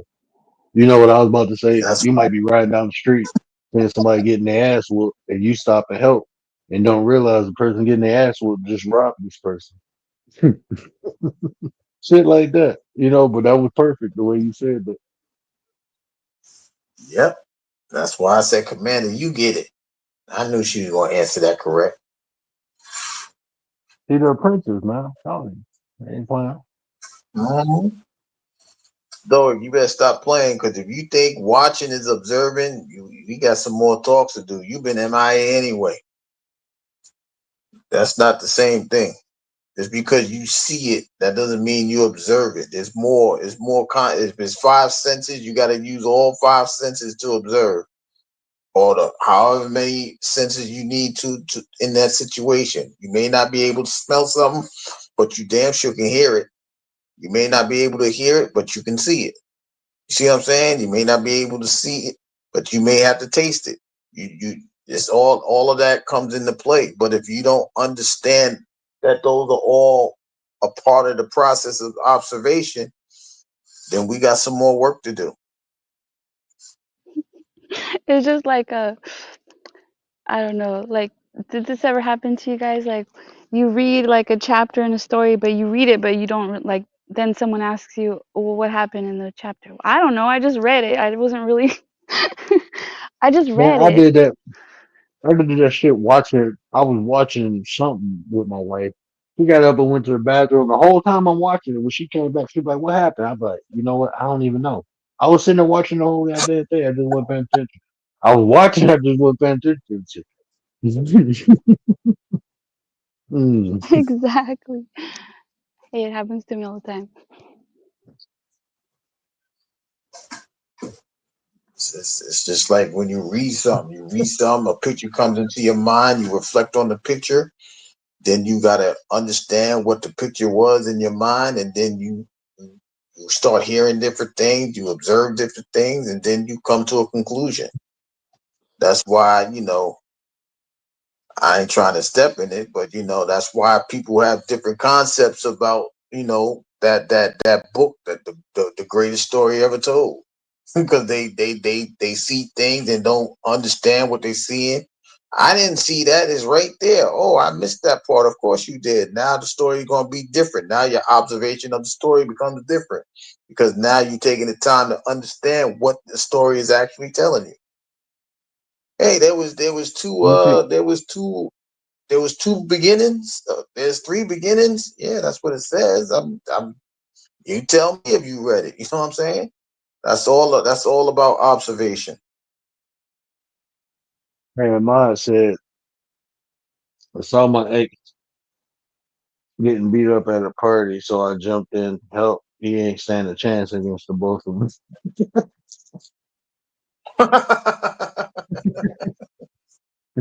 That's hilarious. I think Maud is Albert Fry. That's who Missing Ma remind me of. Albert Fry. Who's Commander's that? Chelsea Who's Albert Green. Fry? That's the lady on wrestling. And you Chelsea Green. Chelsea Green, she be allowing a lot of things, like she be selling a lot of things, but when it's time to get serious, she gets serious. I was like, that's Commander.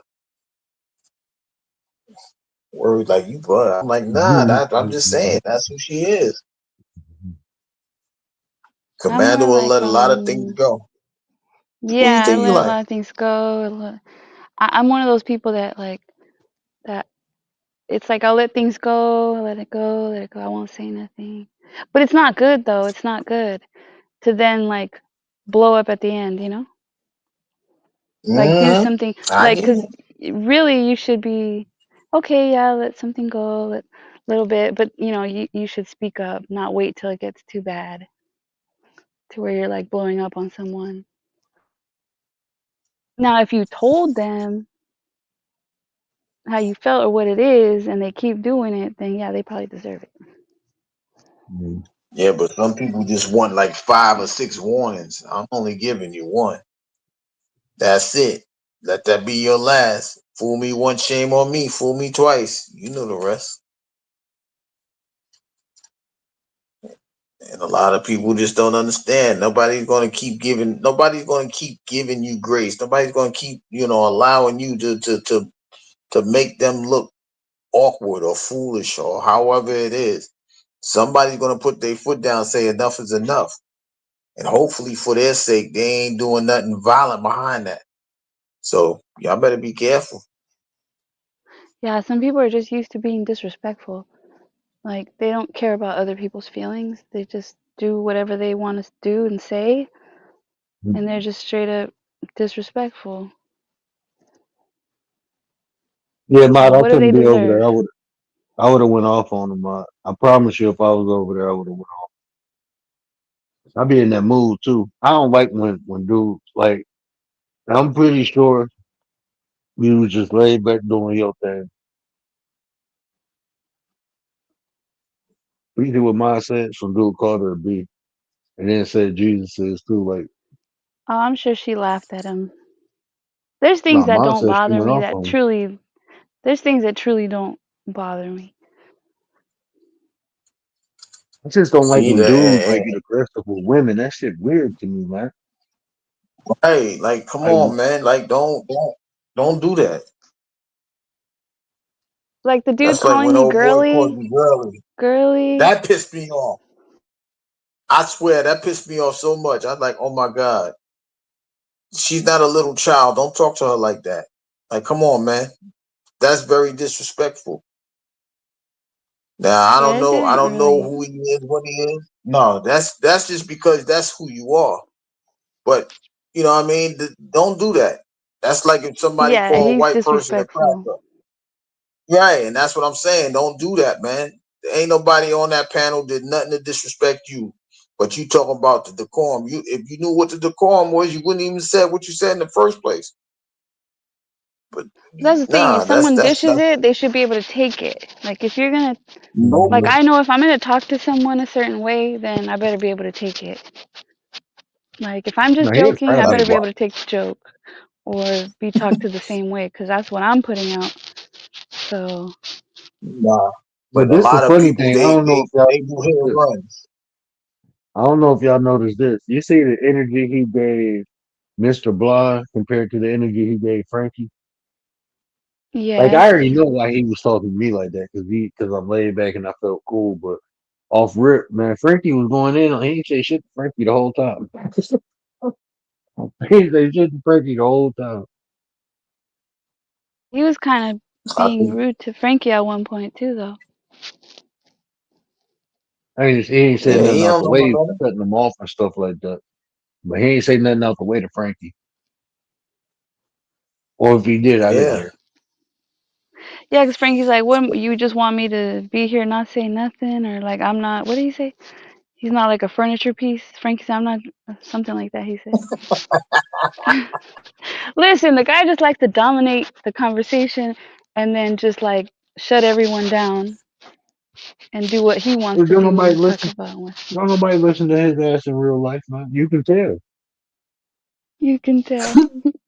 No, I'm serious, man. I be sitting there be having, like, I be listening to people talk, and I can always tell the people who don't have people to talk to in real life. I can always tell. Poor little Tink Tink. Whole little thing. That's sad. But that's why I'm saying, we show so much grace and allow people to. But if you ain't got a voice you ain't got a leg to stand on, so your voice ain't even gonna be heard. It's just gonna be blah blah blah. We not here for none of that. That's what he has to understand. So until well, we know word. Well, word guys. He Fuck, has a man. very huge heart, huh? I ain't fucking with that boy no more. I gave him 2 strikes, man. That's as big as my heart go get, son. I wish him the Oh best though. yeah. I don't wish nothing bad on nobody or nothing like that. I just can't fuck with you. I already had the experience and didn't enjoy it, don't want it.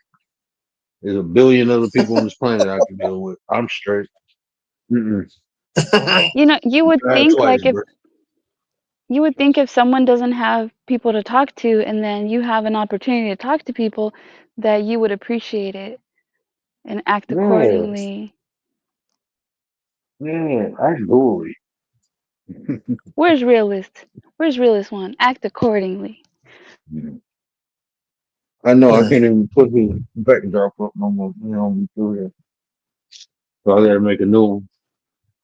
I'm gonna say act dually. Yeah, shout out to realist though, man. He was Well, last time Gary shared stream, I think he popped in, didn't Yeah. Matter of he? Yeah, I fact, as think he soon as you popped in said there. that, I don't know if he got a premiere, but it just said uncle killed by nephew over eating. What was that? A honey bun? Oh hell no, So man. this is what I'm saying. People be going to the extremes over the smallest things, but when it's time to stand up for the One honey, real one, thing, one. they fold like cheap chairs. Like, come on, man.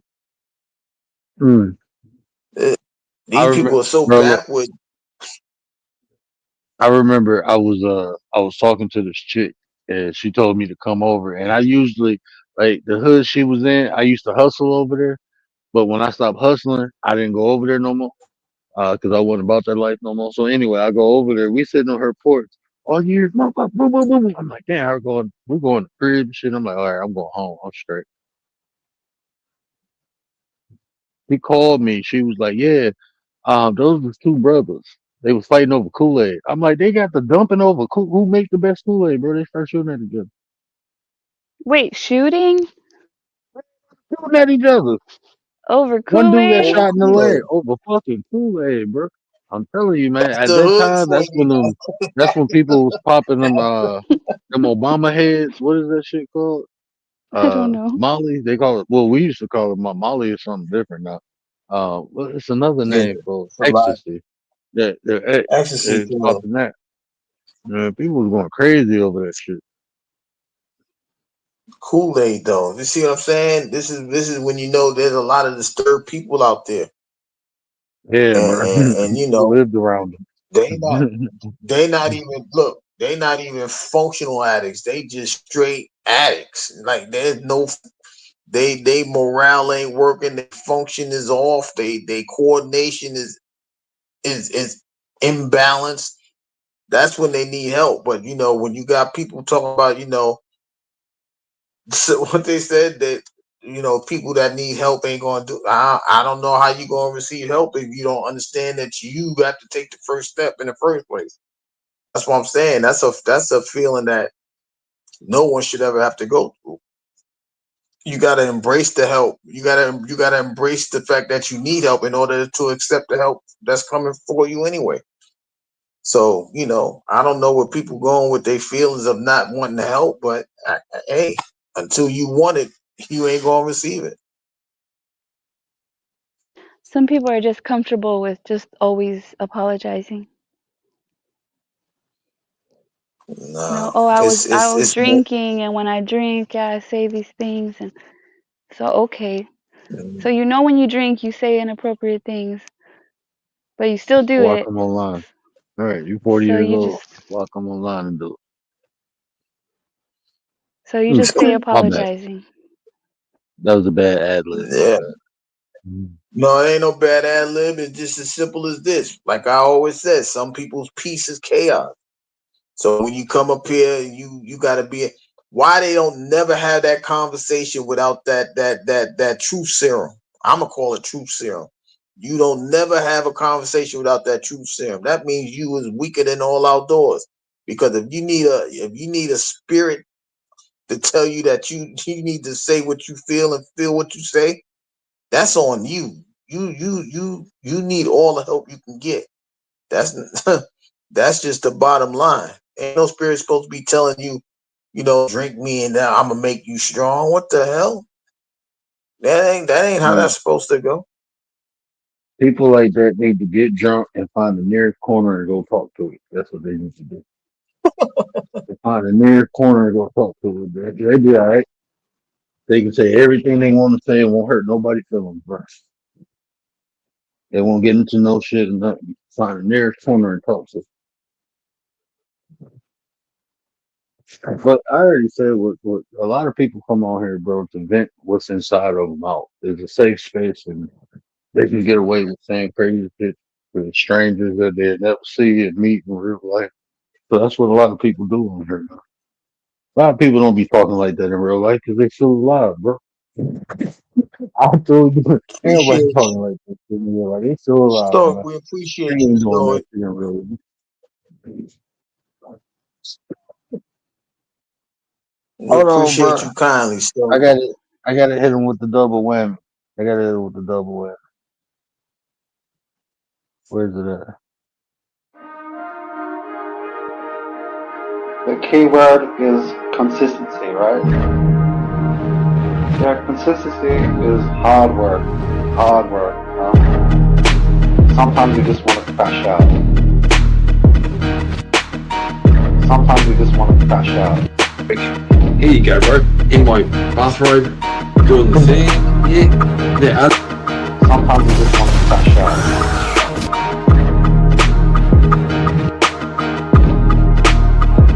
Sometimes you just want to crash out. Sometimes you just want to crash out.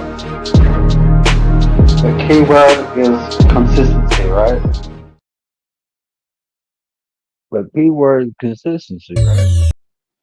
Hey, shout out to Robbie. Shout out to Bricky. Shout out to my boy Bricky, man. I had a good conversation with Bricky. Shout out to Elderlin. Bridget Sus. Shout out to Sus. Shout out to Anita Sweet. Petty Petty Piper. Anita. Shout out to Stoic. I Shout haven't out seen to Anita in a Stoic. little while. Shout out to Shout out Stoic to Shout number out to 9. Stoic. 999. 99999. I know, you know who never get picked too? I think Gary got picked one time. Gary has been here every day. His ass got picked one time and we gifted. I just gifted 10 today. Or 5. I don't think I'll get you 5. Well, I ain't going nowhere. Don't worry about it. We gonna ride this. We gonna ride them 9s to the 9 fall off. We ain't going nowhere. We ain't going nowhere. We gonna continue to build. We gonna continue to strengthen. We gonna continue to encourage whatever what words say. Whatever you allow us to be, we gonna be. That's what it is. Nothing wrong But with shout out to that. Stoic. That was number 9. Shout out, Stoic. Shout out to Stoic number 9. But just don't be so damn distant. You be disappearing for like 2 weeks. I'm about to put you on a kangaroo back. So you seen this guy? You seen this Best AT? government.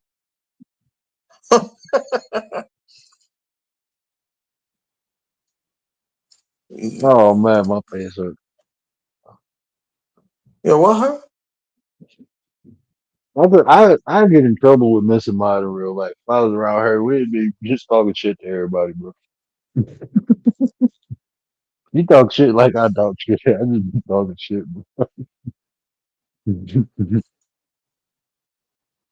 I just want to know. I just want to know how they got so much composure. Commander, how you got so much composure and not let things bother you? I need to understand that. It depends on who it's coming from. Great point. Because I sense it. I don't even want to be around it. I don't even want to hear it. I'm out of there. Ping. I don't even want to deal with it.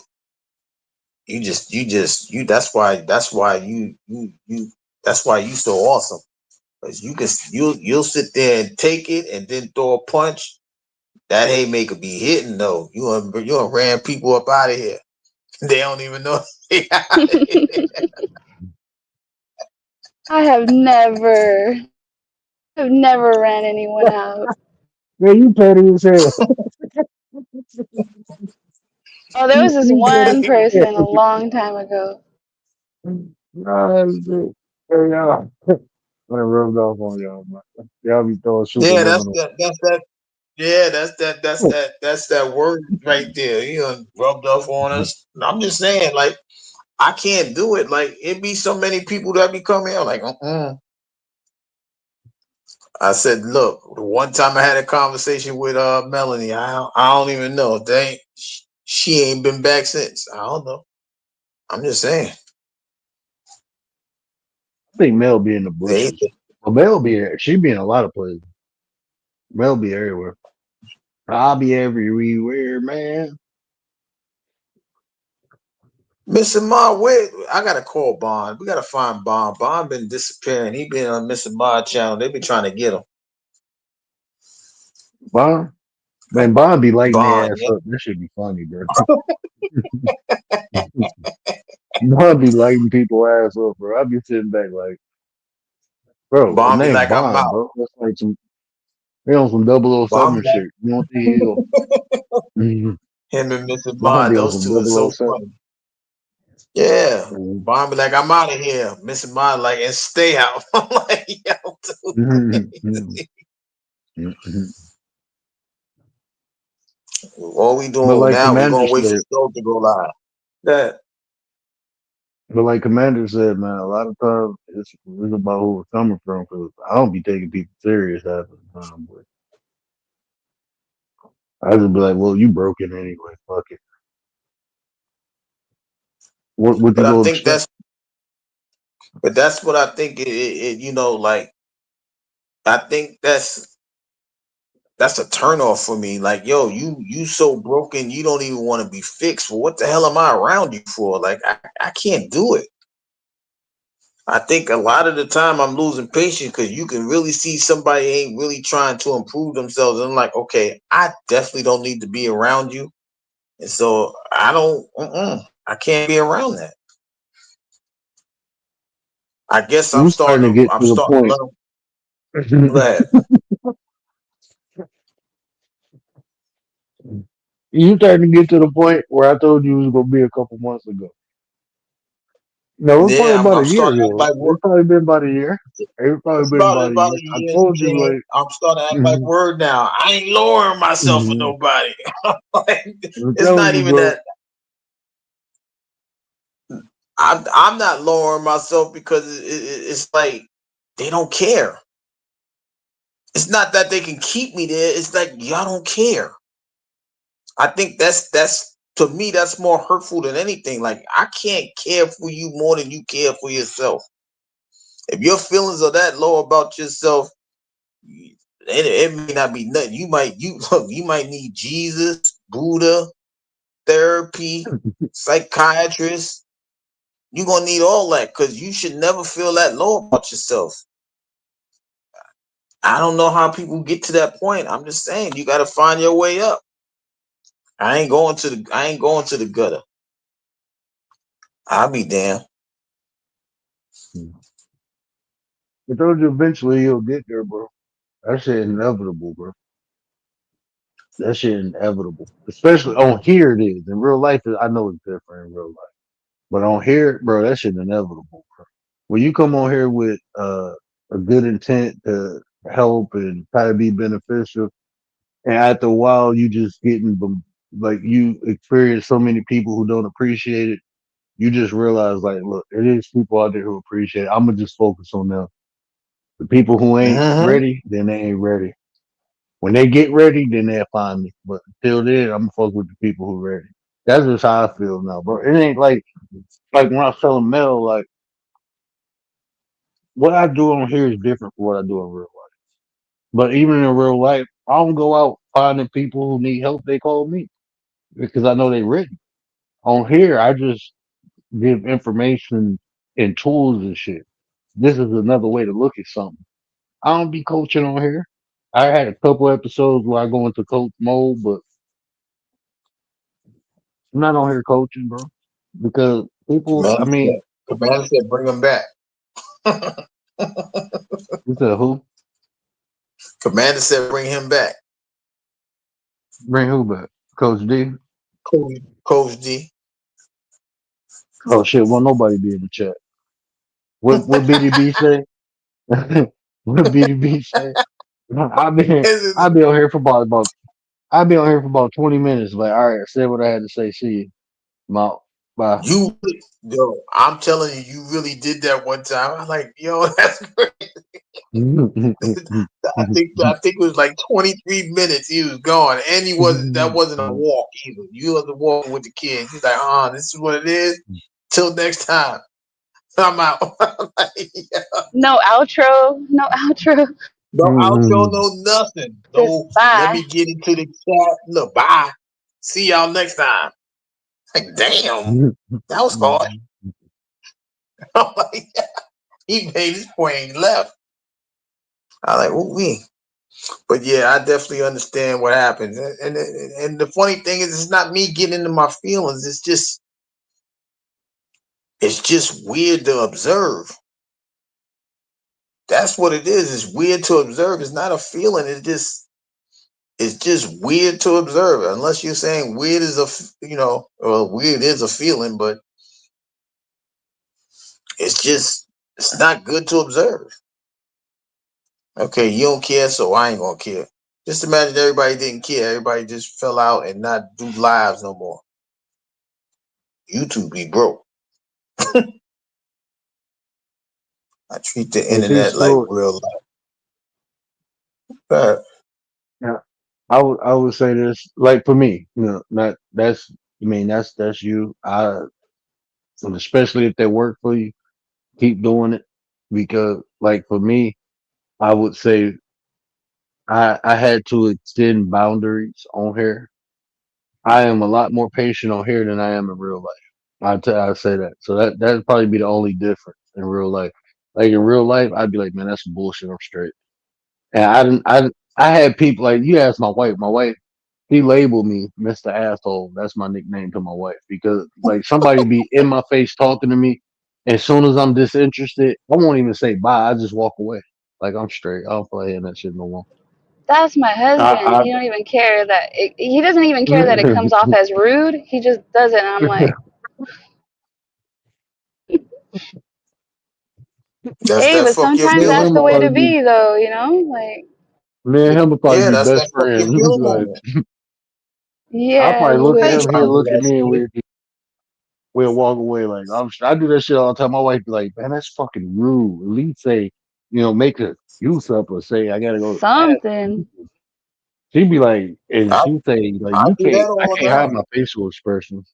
I can't hide them. Like I can't hide them. That's probably good. The camera be off sometimes when I be talking to people. Cause I be even when y'all like when people talking and you see my mic go on mute. Like when I'm talking to y'all, I'm mute because I'm chewing and shit, or my wife saying something. But when I'm in the midst of a conversation, you see my mic go on mute. That's probably because I'm about to say, "What the fuck is wrong with you?" Like, man, I don't know, bro. There's been some conversations I'd be like, "Man, what the fuck?" I can't, and that be even if I think it, that's what my face would say. My face be like, "What the fuck?" So you would see that shit in my face. I was watching one of Me, my lives back, and I was looking like I was watching a live, and the camera was on, and I forgot who I was talking to, but I kept looking up, and I'm looking like, and I turned the camera off because I'm like, look, they gonna see my facial expressions, and they gonna be like, I'm like, I don't know what the fuck you talking about, bro. Like, nah, that shit. Mm, nah, I'm alright. You be quiet. Stop telling myself. I don't know. I mean, I am who I am. I am sent me. So what you see is what you get. I'm not. I don't think I'm any different. I don't know. Y'all gotta ask. Y'all gotta ask the woo because he know a little bit. Are you more reserved? You reserved on here too. You reserved.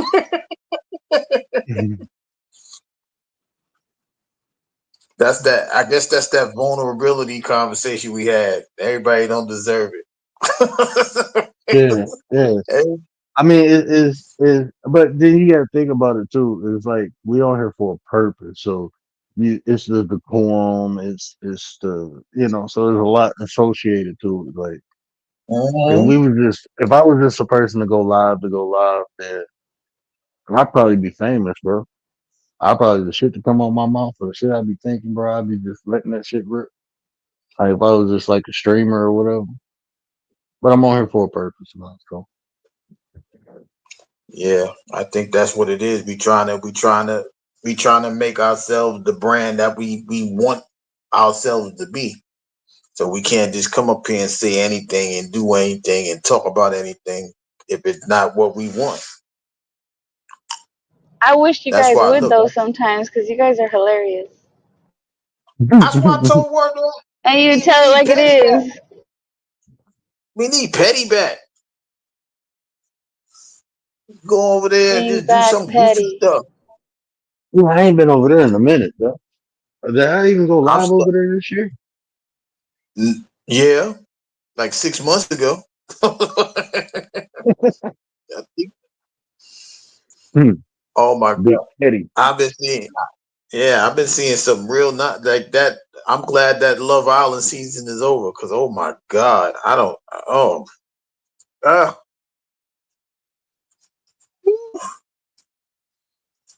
they are so different. They did all that for 100,000. They be selling they souls. I'm just Wait, who? saying. What? Love Island. They was over there Oh, I faking don't all of watch that. that. Yeah, they was faking all of that for $100,000. I'm waiting to see the reunion. There ain't nobody together. That's what killed me about those shows, right? They get together and then they don't never stay together. So y'all was just doing it for the money. So y'all just wasted people time. Like, oh my god. Money, the clout. Yeah, the free publicity. Some of them is getting makeup gigs, and I'm like, this is what y'all do this for? I thought y'all was doing this for love. Yeah, love of stuff, love of self. That's what it is. Love of self. I I don't used to know, like man. watching I think 90 my Day Fiance, but then like they go through different couples, but like all the new couples, you can tell it's like they just do it for clout.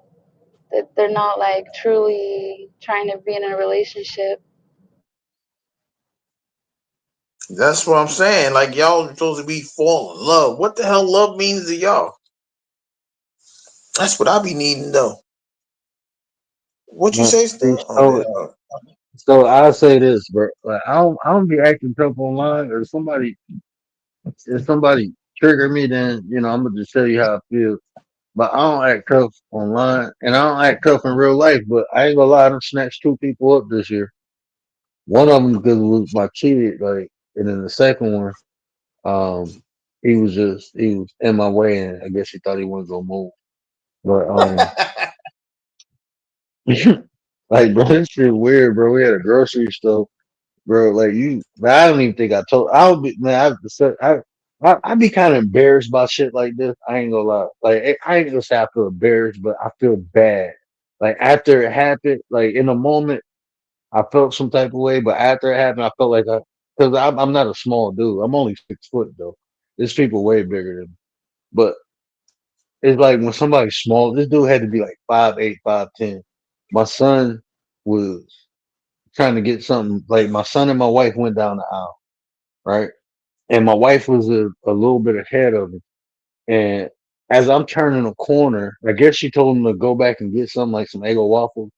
And it was this guy with his girl standing in the looking in it, like in the freezer part, right? And my son said, "Excuse me." And as I'm turning, he was like, "Go on, get away." And my wife turned around and was like, "Can my son get the Eggos?" He told my wife to shut up. So I'm coming down the aisle and I'm like, "Bro." And he was like, "What you?" And I grabbed him by his shirt and lifted him up and put him on the other side. And I said, "Go ahead and get it." And I'm looking at him. And his girl was like, you just hear this bit. And I'm looking at him. And my wife was like, "Don't." I said, "I ain't gonna do nothing long as he don't trip." And he just sitting there looking at me mad as hell. My son got the waffles and we walked away. Then I felt bad, like, damn, I just picked this grown ass man up in front of his girl. I probably shouldn't have did that. Like, but it was like at that time I wanted to hit him so fucking bad, but I'm like, Brian, I got kids, man. I ain't trying to go to jail or nothing like that. But like, you gonna tell my wife to shut up, and you like, this a kid, bro. Like, what the fuck is wrong with you, man? People fucking weird, bro. Like shit like that. I don't like bullies, man. And then you bully, like you get like fucked up, bro. But Oh, I oh, restrained that's a myself. I false didn't put my alarm. hands. Very heard that. Like, oh shit, Uh, I I'm ain't about to messing blink with off. him. I promise y'all, like Commander, y'all got look. Commander, what did I say? I said, yo, y'all got word back. I'm out of here. I already knew it was trouble. I knew it. I swear. Commander, like, yo, don't leave. I'm like, nah, y'all here. You here, Rachel here. Y'all got him. Really, like I am not to be a witness to this crime. Yeah, because I knew once he said, "Man, you got me fucked up." I'm like, "Oh, he ain't gonna stop. He ain't gonna stop." Commander like, "Nah, don't leave." I'm like, "Nope. We just talked about that whole thing before it even occurred." I'm like, "We ain't doing this." And that's exactly what happened. See, Stoic, Even that's why you got before, to come around. even before I went live, I felt like that was gonna happen, man. And I said it over in your chat, like, man, I hope he don't come over there because I ain't got no patience for him today. I told you he was coming over, and that's And I'm exactly like, when I said, "Yo, soon as you say, yo, you got me fucked up," I'm like, "Yo, I hope they end the live as soon as he say that." Yo, we're going Okay, neutral. What Mr. up, Blonde, though? what's happening? I just woke That's up, my bro. boy. That's Mm, my It's boy. What 3 up, o'clock. Mr. Block? that's me, bro. It's 3 o'clock on the dot. It's Mr. Blind time. Who's in the street? It's 3 Nah, you feet can't sing that. high. You don't like him. You don't like him. That ain't Chris Brown. You can't Shit. sing that. It's Usher, motherfucker. It's Usher. That's why I I know. remixed it. I No, didn't say I that. know. That's why I Word, you don't remixed like it. word. That's word. You can't sing that. You Chris Brown fan. You the Weekend. Sing the Weekend. Uh-oh. That's why. That's why I changed the words. Bro. I had to change the words to make it relevant. No, you change the word because Miss Blonde is the topic Mm. I'm the I topic. What the had hell? to. What's going on? of the song. No, of the song. Oh, yeah, I got you. I got that. I mean, I've been awake like 3 minutes, man. Yeah, I Let me got you. send. I hear it. Yeah. It's 3 feet Better get high the and faculties rising. in order. Oh God, I'm about to chug this ghost and turn this shit on. Now I had to come up here and say, "Holla, Mr. Blondie." Who's that going? Let me look at the screen. That's fucking Craig. What's up, Craig? What's up, brother? I know somebody disrespected my wife, even if my wife triggered it and did something wrong out of step. I gotta defend my wife, no matter what. I'd have just followed him around the store and just kept hitting the back of his ankle with a shopping cart. Bro, we went one time my wife ever dragged me out to do the Black Friday sales. Oh fuck. Somebody hit her with a shopping cart. I picked the shopping cart up and threw it. Yeah. Who that motherfucker? Get your shit. Hell yeah, Craig. Hey, Mr. Blonde, this don't dude mess with punch my wife bulls and horses, bro. stuff that don't matter. For Sorry. real. His fucking hands is massive, bro. He punched bulls and horses, bro. I wouldn't fuck with Craig in real life. I was straight. mad. My wife was like, "Calm down," and I was like, "No, it ain't happening." Sorry. We gotta get him in an arm wrestling competition immediately then. If you got hands that big, we can make some money. I was triggered, and my wife was like, "You letting yourself get out of control?" And I said, "No, I'm not. Yeah. Not about Sometimes that for my wife. Sometimes you got to do it, man. Sometimes you just have to. It's just part of being a fucking man. You got to let that shit out, man. We got testosterone. You got to do something with it. Bro, if I ain't had no kids, I ain't gonna lie to you. I'd have put his ass right through that glass of the freezer, bro. If you didn't have no kids, we'd be doing. If you didn't have no kids, we'd be doing a stream for bail money. I'm telling you, I wouldn't like, bro. It's like my demeanor changed when I had kids, bro. You I was got like, man, to. I can't be reckless. I got to be here for them. Yeah. But before that, I didn't think like that. I'd be like, shit, fuck it. I'll deal with whatever consequence comes. Hey, That's how I felt. Like, I'm gonna have some fun now. You done fucked up. Now I get to enjoy life. That's my how you youngest boy was having a fight with his girlfriend at the time, and I called the law on him. And my wife was like, "What are you doing?" And I said, "No, I'm not about to raise no disrespectful young man who's going to be involved in domestic violence against his partner. It ain't happening." Yeah. And I told him to chill out once. I told him to chill out twice. And he slammed the door in my house. I'm done. I'm straight. He can go to jail. Yeah. Luckily, I've never had to deal with that shit, man. I've never been married. I don't have any kids, so just me. It's just a kid over here. I got a hard enough time worrying about myself. I don't want to put that shit on anybody else. Maybe that's the time you have to think about it, though. You know, because when that's the time usually when faith will test you, because it will Yeah. put stuff in front of you and say, "Hey, are you really about this? Are Yeah. you really are you going to go to battle on this subject right here?" Yeah. That's true. That's That's true, the man. true definition of pick your battles. When you have children, it's Yeah. definitely on that mode. Because once you have that child, you become so selfless. It's like it's not even about me no more. Right. That's what make people change for the better. I hate that word, improve. So that once you get that kid, man, it's all about them, and everything else is irrelevant. You become last, you become selfless, you become all of those things. You Yeah. may not have a wife, but if you got that kid come first. Give them the shirt off your back, the, the coat off your back, the sock off your foot, whatever. If you Yep. need it, I got it. I feel like kids are just a test. The real Ooh. challenge is your grandbabies. Oh.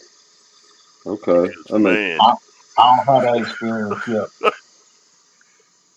yeah. But I do know when I have my grandkids, I'm giving them right back to my kids. Cause y'all look, I'm Sugar gonna them give them up and give them all the back to sugar, you. all the sugar. Go look, your mother calling you. Y'all ready to go? That's what my mama Bye. do, bro. She be getting my kids sugar lit. They be lit as Yep. hell. I'm like, nah, go back to your grandmama, man. Get away from me. Mhm. Oh man. like, my son called me one time, and my middle grandson was having trouble with school. Mm. And he was kind of like, "Oh, he's being a kid." And I said, "No, you need to listen to him. He's telling you something. Something ain't straight at school. This is your one kid that's quiet, reserved, and all he does is want to study. When he's having problems, you need to listen to him. Listen to the Yeah. situation and go find out what's going on." And come to find out, there was a situation where he was in a certain mood, and his teacher wasn't feeling it and wasn't giving him the attention that he needed to have. Instead, she was giving him negative attention. Mm. And my son went down to school. Oh, man. It's like, Oh, the same he principle. said, "I didn't even Facts, pick up though. on that." And I said, "You got to. You got to feel that. You got to know. Even if he's acting out, there's a reason. You don't Right. act out for no reason." Yeah. Yeah. Usually there's a reason. Yeah, Oh bro. shit. He said when I pop off his righteousness, I appreciate that, man. I don't be trying to, act. I mean, I don't be trying to pop off. I really don't. But it's like some things just fall for it, bro. Sometimes you got to pop off the show, motherfucker. It ain't that. You know, it, I never lead with disrespect. I never lead with that. Even if I don't agree with something, I don't lead with disrespect. I just politely tell people respectfully I don't agree and keep it moving, bro. I mean, shit, we ain't got to agree on everything. We can have differences of opinion. I'm fine with that. But when people shut up, or motherfucker, or this, like, come on now, man. I ain't did none of that shit to you, bro. Mm. I Like, like my that shit grandkids. weird to me, bro. You My ever just grandkids do don't. shit? You ever just do shit to be nice, just to do it? So, I mean, and you ever see people just freak out because they're not used to that shit in today's world? You ever do that? I'll be petty Every doing that day. shit. I see somebody who I know, like, if I be nice, it's gonna trigger me. I be Well, like, petty. let me give you an example. So I've got. Do you have Speedway gas station in Michigan? You should Yeah, have. You got yeah. Speedways? Okay. So Hmm. I've got like 100,000 Speedway points. Like I never spend them, right? Like you know what I mean? You get all them points after you buy shit in the store.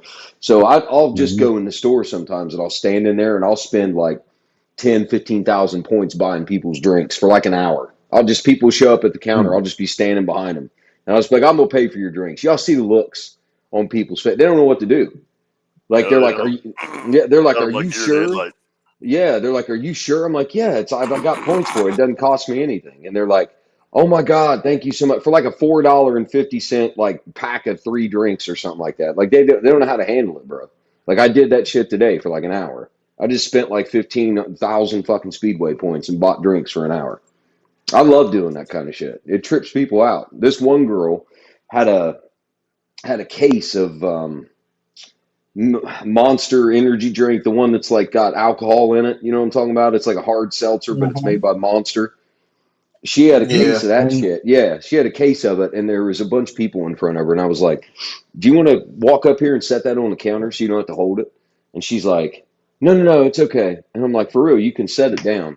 And she's like, "No, I got it." So she finally got up to pay for it, and she was like, "That was really nice that you asked me if I wanted to set that down." And I thought, my God, is your life that bad that me asking for you to set that down like was the nicest thing anybody's done for you? You know what I'm saying? She's like, "That's really cool that you're doing that, buying people's drinks." I'm like, "It's not a big deal to be nice to somebody." She's like, "You know what? You're right. It's not." And she like smiled and walked out. Like I felt like I got through just like a little bit. Like I got through just a little bit.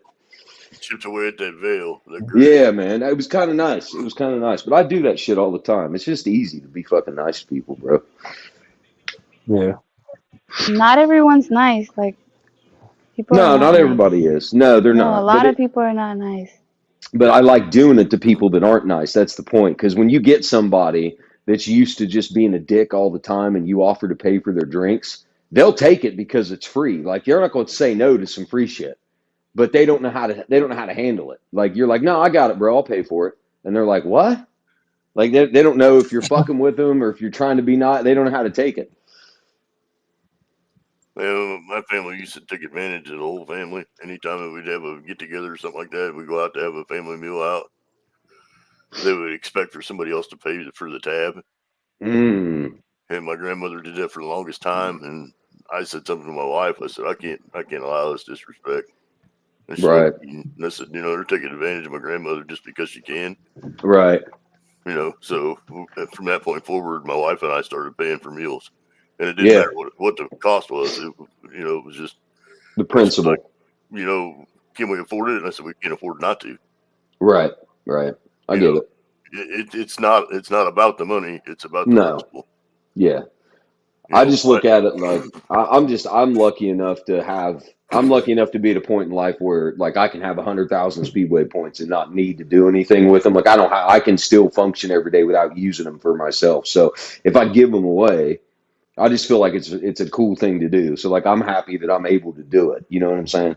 Yeah, I used to do some car repair stuff on the side. I had buddies, the three of us would do just simple stuff, simple repairs. And the way we would do that is we would charge twice for the labor what the part cost. There you go. You know what I mean? Because we weren't trying to really make any money at it. We were just trying to make sure that we could be sufficient enough to cover the costs of doing it just as a hobby. Yeah. And this gal one time had a flat tire. It's the funniest thing. My buddy was like, "Hey, we can fix that tire for you." And she's like, "Oh, don't worry about it. It's not that big of a deal." He's like, "You're going to ruin the tire if you don't let us fix it." Right. So we fixed the tire for her, and she's like, "Oh, but what about this?" That woman done went through probably 30 different things that she needed fixed on her car and just took us for a run. Oh, shit. Yeah. My buddy was mad. He started to fume, and I was like, "Calm down, dude. Yeah. Yeah. Calm down. It ain't worth it. No. You're going to get your brownie points for the day, Right. Right. But we ended up with a reputation, and we had the local community church. Had what they called Hope House. Mm-hmm. And it was an outreach program for people that were in need. And they would pick up stranded people on the highway. Mm-hmm. And they started bringing cars to us for us to fix. Mm. And then we had this, do you remember the Chevy Luminas? Oh, fuck yeah, dude. The Lumina. Yeah, the Lumina 34s and shit. Yeah, Z34. Yeah. Yeah.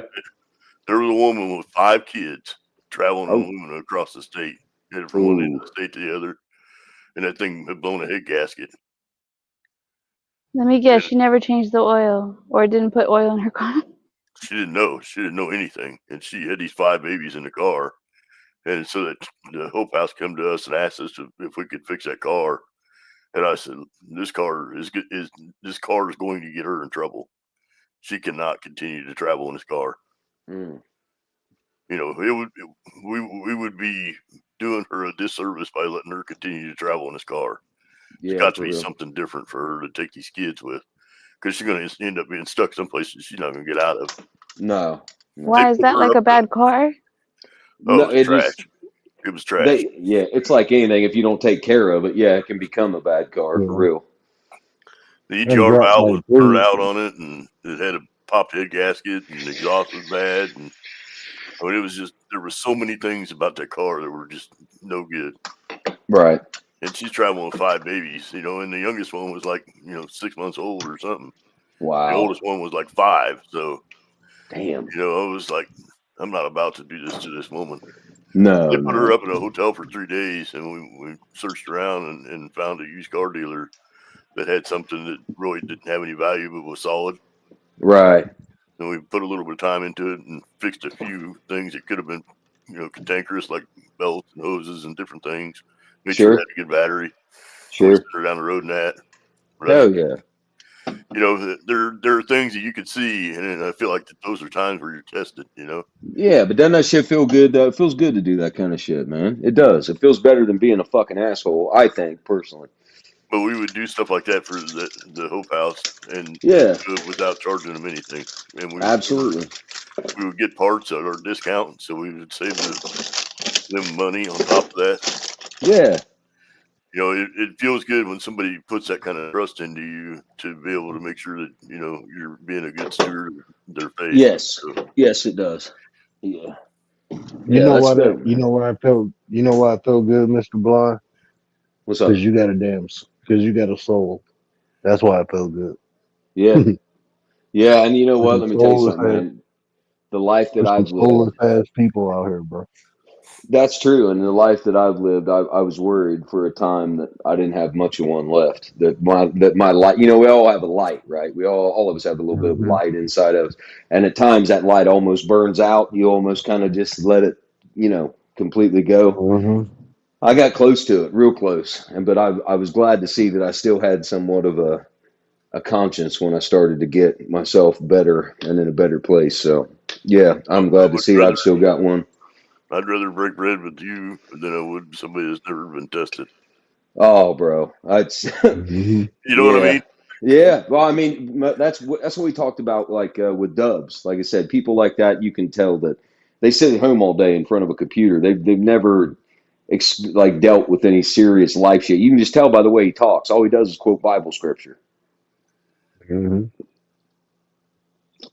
But you're 100% right, Gary. For real, I agree, bro. I can't even tell you how he applied to his life. That'd be the crazy shit. You Yes. sit there and read that shit all day, but can't tell nobody how to apply it or how you apply it. Yes. Or if you ask People him, like, is- why, he can't answer you why he's doing it or why he keeps, like, fucking coming on here and spouting all that shit. He can't give you an answer. He just talks in circles. It was one day, bro. It was like he kept. It was like for 2 hours he talked to me about the Bible and telling me Yeah. because I don't believe in it. And I said, you know the 7 deadliest sins? And he said, yeah. And I said, do you practice glutton? He got quiet. And I'm like, cause Yeah. you drunk as hell right now, bro. You Yep. drunk, you're left. Yep. They said, Yeah. don't tell me I'm going to hell and you doing, bro. Come on, mama. Yeah. My It's- wife and I got invited to the Jehovah's Witness Tabernacle for church on Christmas. And, so we went because we weren't going to snub somebody that was a friend of hers. And it came around to communion time, and then they asked us if we wanted to receive it. Not receiving communion. And my wife was kind of like, "You mean?" And I said, "This isn't for us." And I said, I don't mind coming to church. I don't mind, worshiping God with these people, but they don't worship what we believe, and I'm not about to break bread with that. I'll be respectful. I'll come and listen to the sermon and be active in their community, but I'm not about to break my faith to celebrate with them. Right. Right. Yeah. I felt like we were at a good place just attending, just to be respectful, and it's a good opportunity to learn and grow. But at the same time, I wasn't going to sacrifice all the growth that I had in my own spirituality to bless what they were doing. Yes. Yeah. And people are scared to practice religion, and I'm not a fan of religion, so it doesn't bother me. Like, I'll pick the Quran up and read it. I'll pick up Sure. the Book of Mormon. It doesn't make any difference to me, even though I don't believe in it. It doesn't mean that I can't learn from it. True. That's what I told Dubs the other day. Like I said, I quit going to church for like 20 years, but I I believe everything happens for a reason. We all, the the universe gives us signs, stuff like that. And I went to high school with this cat. His name's Matt. I don't care to say his real name. His name's Matt, and he was always real different. He would walk around town with like a Bible and stuff. This is when we were like 16, 17 years old, and I live in a small town. And this dude's white as white gets, and he was wearing like velour sweatsuits. Like, bro thought he was black for real, but he was all about God, man, for real. He was all about God. He always had a Bible in his hand. He played basketball with my brother that passed away last year. Like, they played basketball when they were teenagers. And after high school, he moved away to Hawaii. And I just never really thought much about him because I didn't see him in town anymore. I just didn't see him. And then one day, I'm in Speedway. That's like my gas station, man. I go to Speedway all the time. But I'm in Speedway one day. That's a big Indiana thing. Yeah, I go in there and I turn the corner by the cooler, and there he is. And I'm like, hey, man. And he starts talking to me, and he's like, yeah, we just moved back from Hawaii. He's like, I'm a pastor now. He's like, we have a church. He's like, you should come out. And I'm like, for real? And he starts telling me about it. He's like, we do Saturday evening service at 6:00, so you don't have to get up Sunday morning and like go to church. And they don't care how you dress. They're not out there laying hands on people. They're not bringing you up to the stage. They preach straight out of the Bible and relate it to like everyday life. And it's like a small little church. Like, you're not packed in there like sardines. And so I told him I would go. And the first couple times that they had the service, I didn't go. And if I give someone my word, man, like, I feel bad if I don't keep it. So I talked myself into it. I was like, man, you told him you would go. So I went out there, and that was the first time I've been to church in like 20 years. And I've been going every Saturday ever since I went that first time. And it's good. And like, I get to see somebody that I went to school with that I haven't seen in a long time. There's a lot of people from town that go there that I know as well. Because like I said, this isn't a big place where I live, but it's good, man. And I feel better. You feel lighter after you get out of there. And I think anybody can use that. So I'm not reading the Bible all day, every day. I'm not, if I run into somebody in town, I'll be like, hey, you got to come out and check this out sometime. If they want to come, cool. If they don't, cool. But it's just good. And it was nice that he invited me to go. So I started going again. And that's what I was trying to tell him that day. And he's like, I'm not talking to you anymore, like Dubs. So I was like, okay, bro. Okay. And I went to a church one time with the wife. We were traveling, and we went into this church, and there was about 20,000 members in this congregation. Ooh. We got done with the sermon. We walk outside, and the pastor comes out in leathers. Yeah? Get on Harley? Yeah. I mean, the whole church, the organization itself, they were all bikers. Nice. I was like, how cool is that? My wife looked at me, she's like, that was the thing about it. Yeah, he for real is the 1%er then, man. He is the 1%er. He's got a whole congregation on fucking Harleys. But I mean, the congregation wasn't all about that lifestyle. They were, but they were also about their faith, Yeah, they like to ride bikes though. That's cool. There were some really awesome people to run into. And, lunch with them, visit with them. But it was just an opportunity where if you saw them in everyday normal traffic, you would never know. Absolutely, yeah. Yet they have an effect on 20,000 plus people. Yes. Have, faith and practice with that kind of number of people. And the average people, see them Monday through Friday would never even know that they were about that. Yeah, that's the way this place is, man. Like that, you're not wearing your Sunday best out to this church on Saturday evening. Like I said, it's good. I wear a hat and a pair of shorts and a t-shirt out there, and it's just because you're there to learn about the Lord and be in like community. It's not about what you're wearing or who you are or whatever. Like that shit don't matter. You know what I mean? God doesn't care about that stuff. Let me hit on this comment real quick.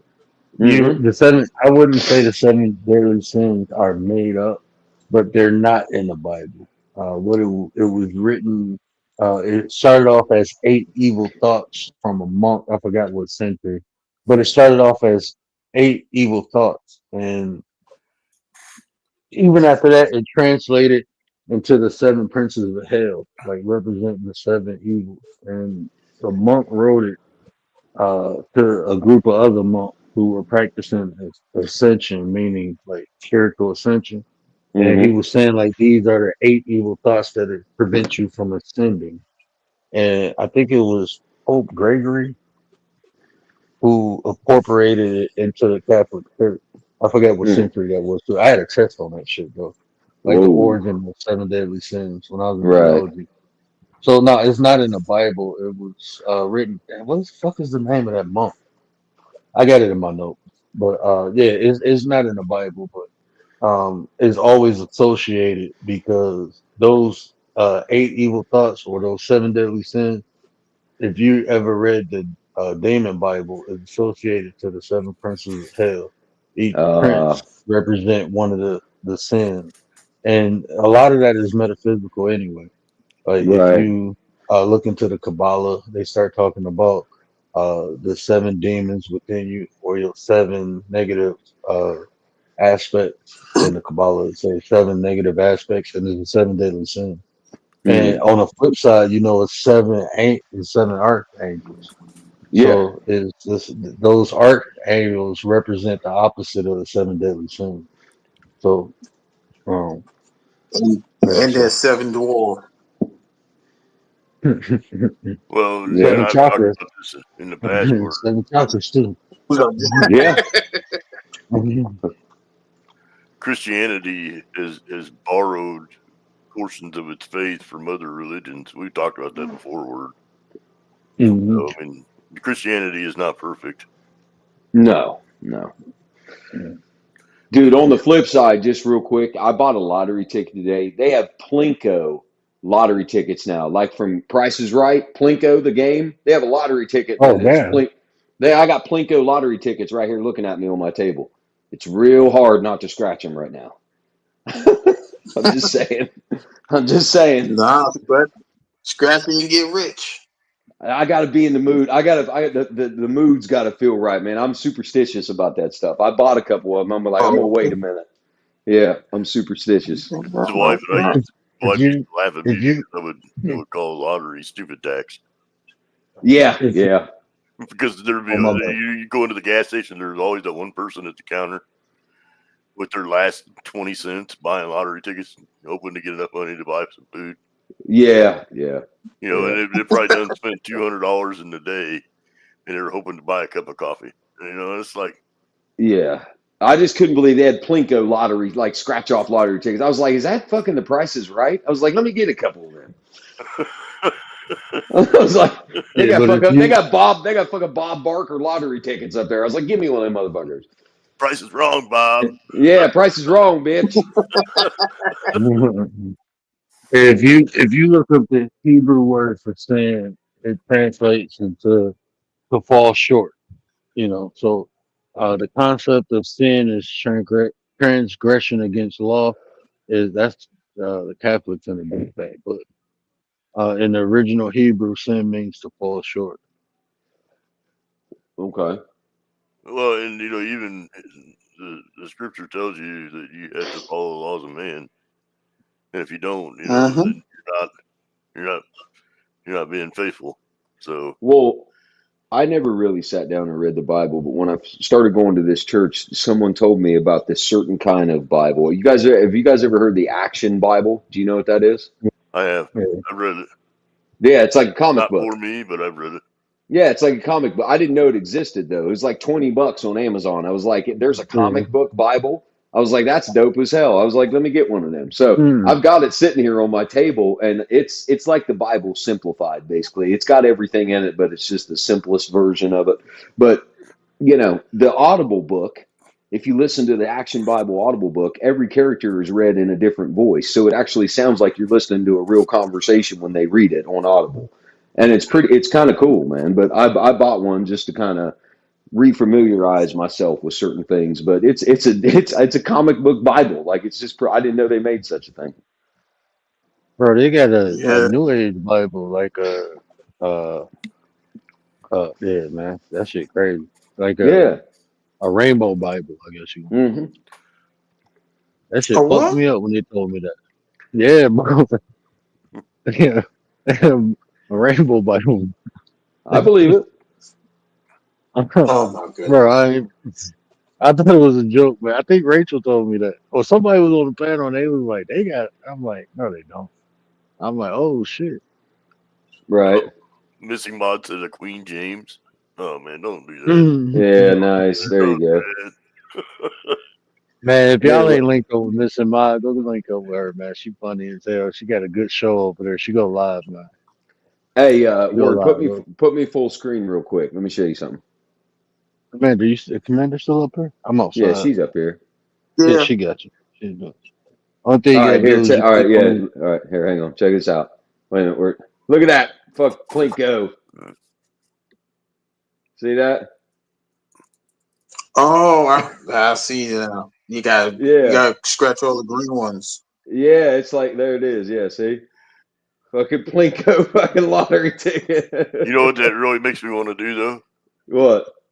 Makes me want to put that up on a target box. Yeah, that'd be try to hit that. 22. Yeah. Yeah. But no, yeah, check that out. Yeah. That's kind of dope. Yeah. I just wanted to show you. Yeah, that's it. I'm good.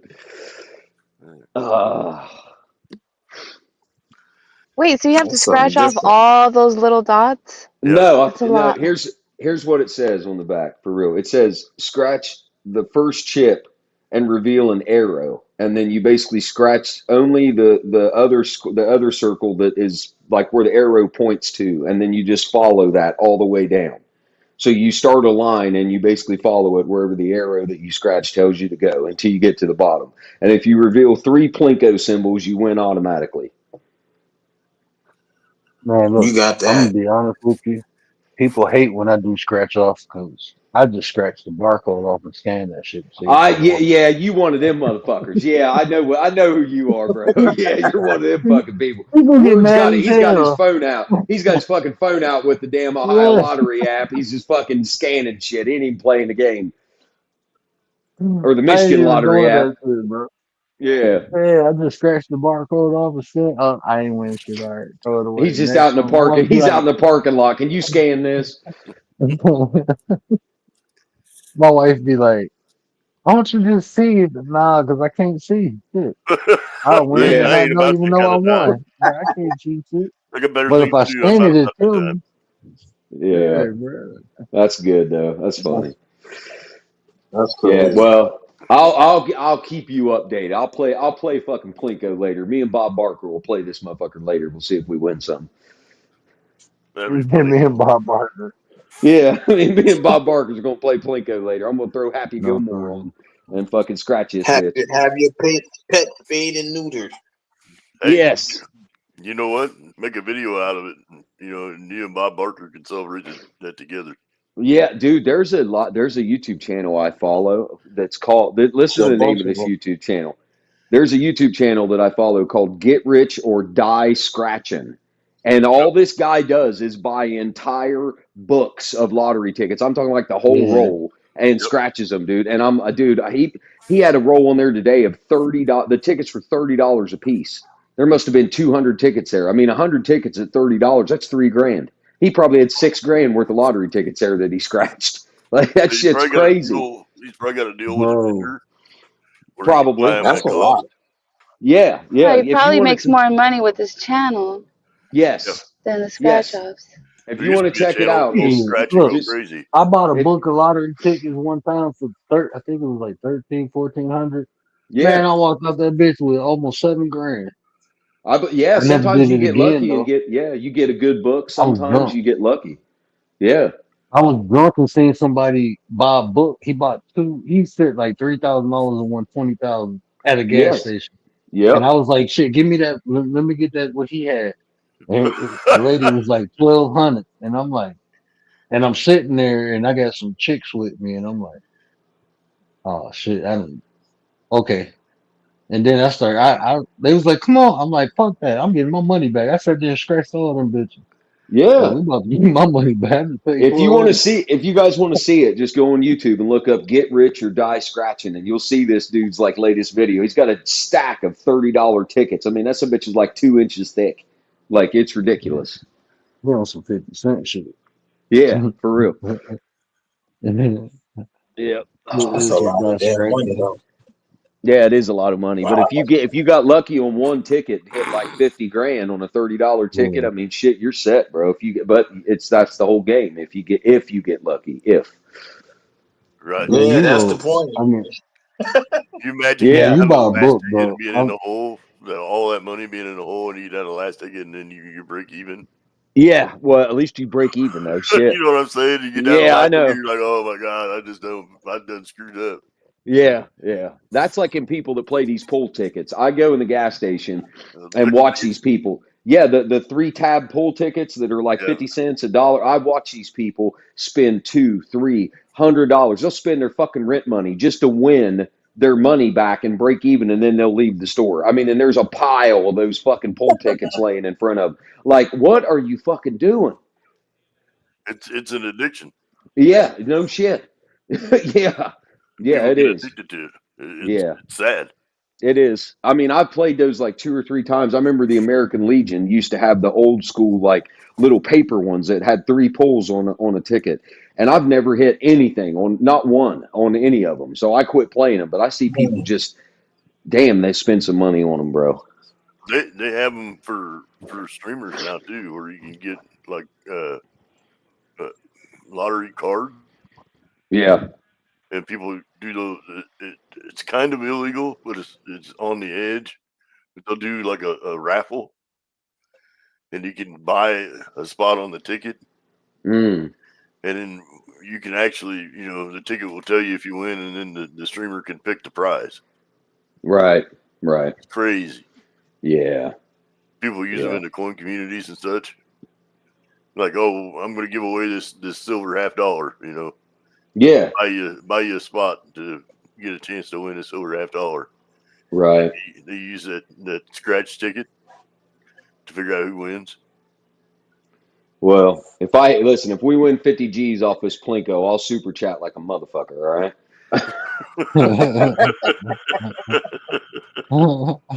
I got you, bro. I got you. Johnny Cash has got you, bro. If I hit 50 grand on this motherfucker. And we're over there going, man, you're gonna make me pay taxes on your winnings. What? Yeah. Was that? I'm taking care of Word over here, bro. Yeah, we got work to do. That's free money, man. Yeah, we got work to do, bro. I ain't had that shit before. Fuck it. How high is the water, mama?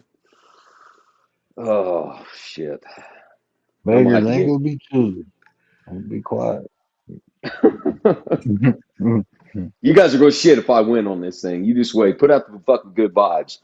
We'll all eat, bro. I'll just super chat. We'll just dole that shit out. I don't care. Can't take it with you. The Egyptians tried. They tried to tow that shit behind them during their funeral procession, man. You can't take it with you when you go. These people that die and have 100 grand in the bank and shit like that, you can't. I mean, you can't take it with you. The Egyptians tried, bro. You can't. You might as well spend it while you're here. You might as well enjoy it while you can. Well, that wasn't the point of them taking it with you. They actually thought they was coming back. Well, that, Nate, remember, but when they got to the afterlife, they had to weigh their gold against a feather. Remember that shit?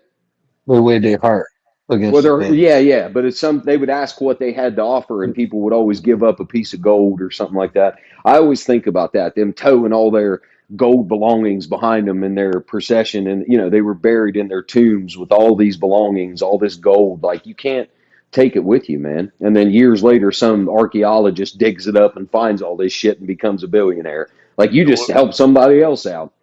What about all those pharaohs? It was the Greeks who tried to take the riches with them. Oh, the Egyptians. Yeah, the Egyptians felt like they was gonna come back, and when they come back, they wanted to. The shit they used to bury people with the Egyptians. Yes. Yeah. But if I got it, I'd rather spend it. Yeah, I'd rather spend it, man. Oh. So, believe me, if I hit the Mega Millions, we're all good to go. I'd give that shit away, bro, for real. I'd love to change people's lives. That'd be so fucking fun to watch. $20 at a time. That's the way I would do it. Nah, man. Can you imagine on the street if you just walk up to somebody and for real could just legit change somebody's life? Like not give them $500 or $1,000, but just walk up to somebody and be like, really, like here's $100 grand. Like people would I think the feeling of that would be amazing. Just to watch somebody just lose their shit. Most of those people would crash and burn, so you'd be better off to give them $20. Yeah, but I don't want know what to the do with the money. You know what I'm saying? well, right, but I also don't want the headache of being responsible for somebody and doling out money to them every fucking month. They're like, here you go.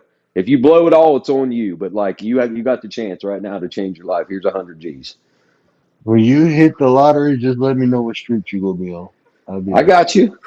What do you, man? Well, I don't know what you're talking about. I will hire you I'm for coming with like security, bro. I'm hiring you for I'm security. I don't know what you're He's I'm talking going with a coming about. with vacuum like cleaner to pick up all. I'm coming with like 3 or 4 different outfits, bro. Bro, you wouldn't even have to do that shit. I just put you on my head security team, bro. You just watch my back. I just pay you. you, Just pay you you in know what? I stacks. almost started me and a buddy of mine. We almost started a security company. We There you almost go. started one. Yeah. Yeah. And then I started selling real estate. Like, nah, fuck this. I make Bro, money. you want to hear something funny, man? A lot of us on here are from the 90s. You remember the 90s movie, She's All That, had Freddie Prinze Jr. in it. Do you know the movie I'm talking Yeah, about? Okay. yeah, Usher was in that fucking movie, which I forgot about, but yeah, also Little Kim was in that fucking movie. yeah.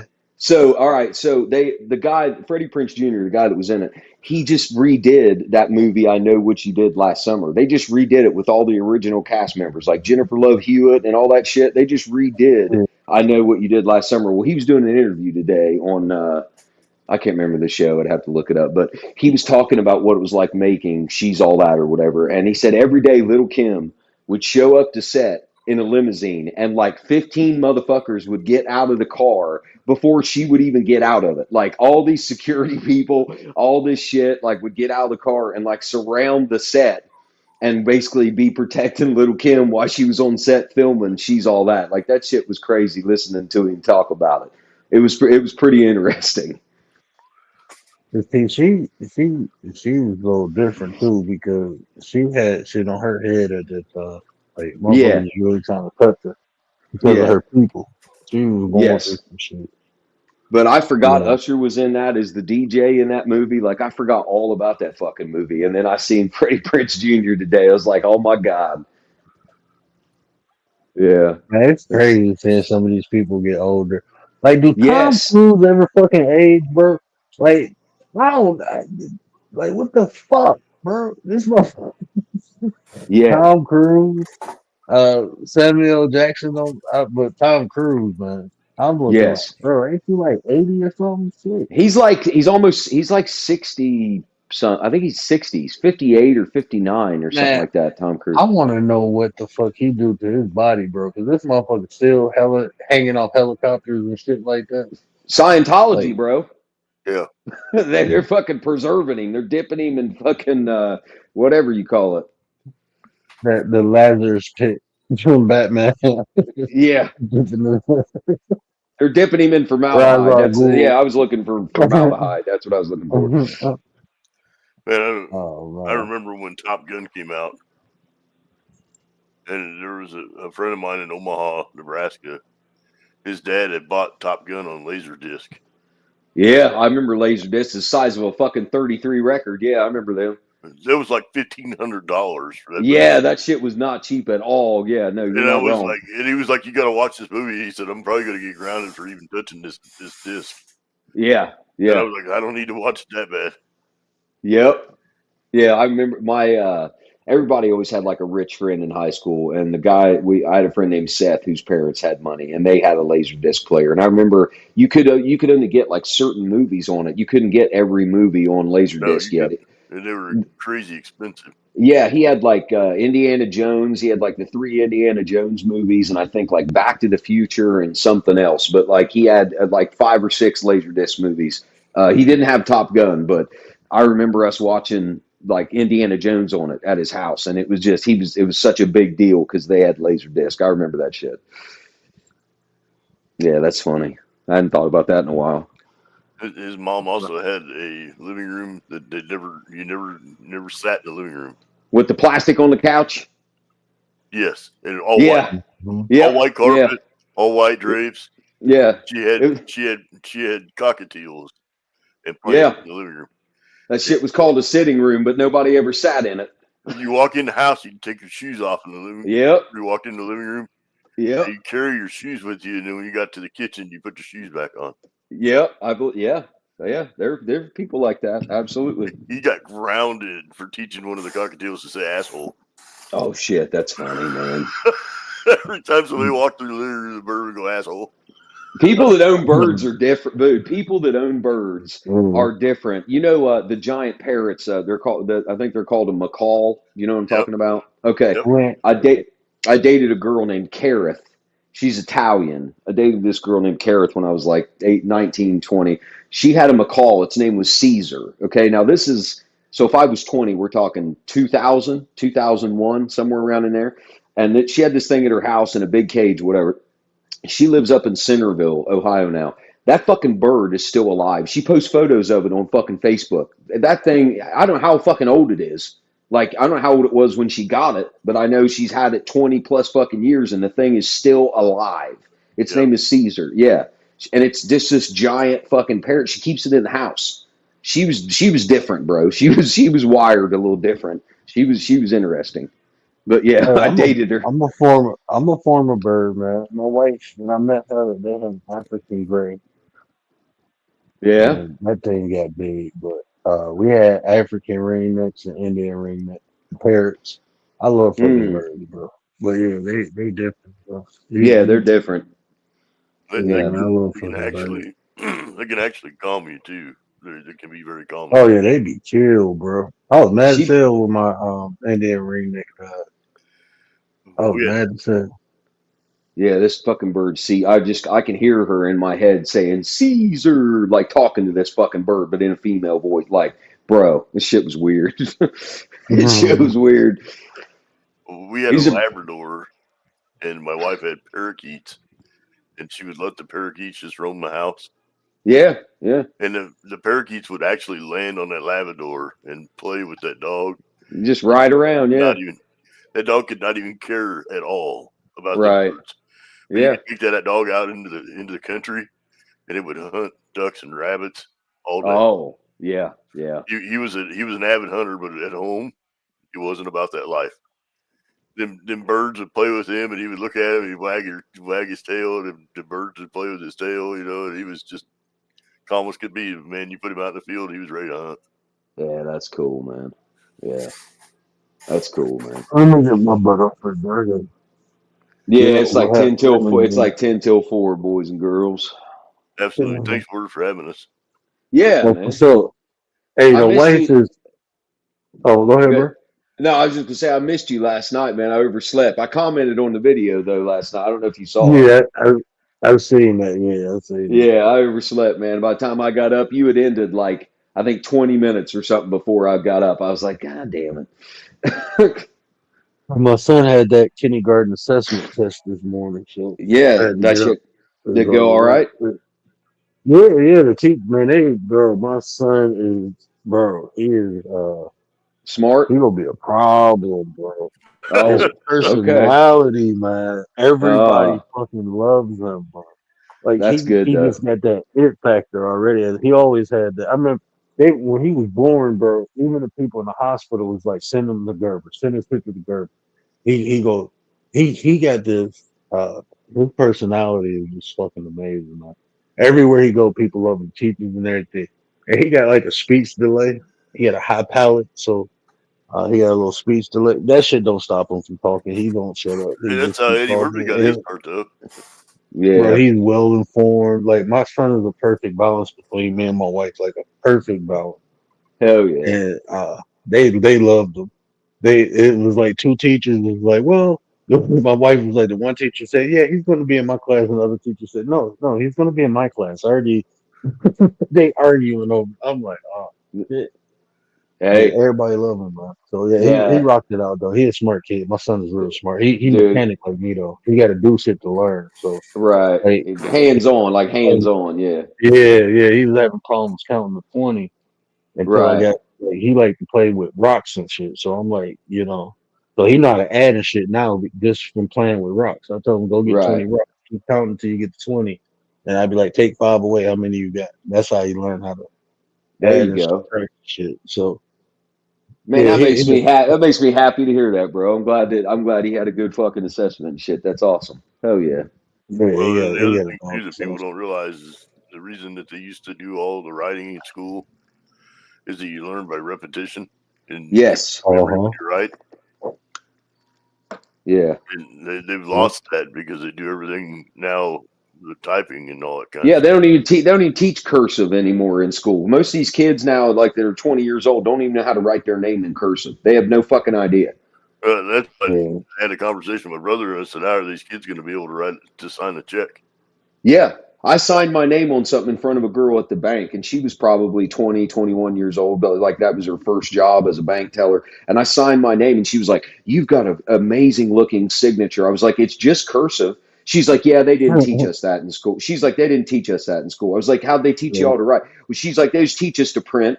She's like, we didn't learn how to use cursive. We just print everything." I was like, "Fuck. Why?" I You had know a what? fucking calligraphy class, man. There's a Yeah. video of a gal Calligraphy that has class. her master's legal degree from Harvard and can't even read. I believe it in today's world, bro. I believe that shit. In today's world, I absolutely believe it. But no, look, I'm gonna let you get up off here, man. Shout out to Commander and everybody that was on. Thank you for letting me jump Absolutely. on, bro. Thanks, Word. Oh, Yeah. for sure, man. Y'all know y'all always welcome, man. That's what the Yeah. platform here for us to do this, man. Well, I I'll see you guys appreciate tomorrow. y'all, man. I'll see you guys tomorrow if you're on. If not, then the next day. All right. I'll talk to you guys soon, man. Yeah, be blessed. All right, bro. Yeah, I'm gonna take tomorrow off. I gotta watch that. I guess a new Madea movie came on Netflix. So we're Oh, gonna have movie okay. night tomorrow. And my Okay, wife's gonna bet. watch All it. right. Well, So, maybe the day after or something. But yeah, see you, yeah. chat. See you guys. All right. I'll talk to you soon, man. Peace. All right, brother. Have a good one. Man, shout out to Gary, shout out to Craig, shout out to Commander, shout out to my boy Mr. Blonde. Appreciate y'all, man. Appreciate everybody in the chat. Stoic, Mr. Mod, Didi, my brother Brian, Edward. Who else came through? PIA came through. Shout out to everybody in the chat. Shout out to everybody watching in the bushes, man. Appreciate y'all, man. Hey, man, your voice matter. That's a new hashtag we rocking with. Your voice matter, man. So don't be afraid to hit that link, man, when we having these conversations. Because your voice matter too, man. We just having good conversations.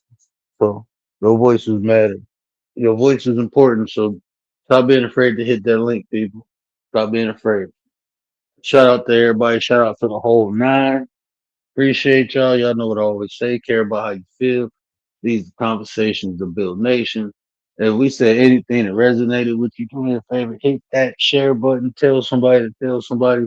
Help me spread the word. But until next time, we are out. And do it for the nine. What up, Nine? Acknowledge me!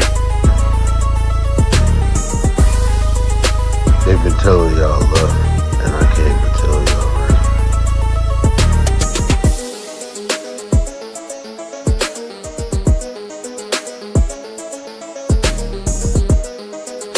The way you feel influences the way you think, and the way you think dictates the actions you take.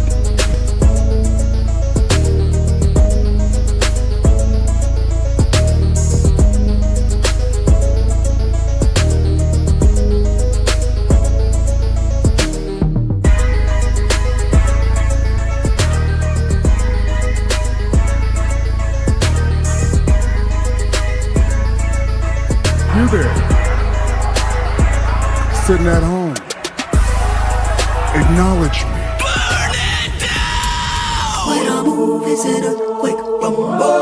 I will never ever fall, never stumble. And I don't need to be humble. Break down walls like Jericho crumble.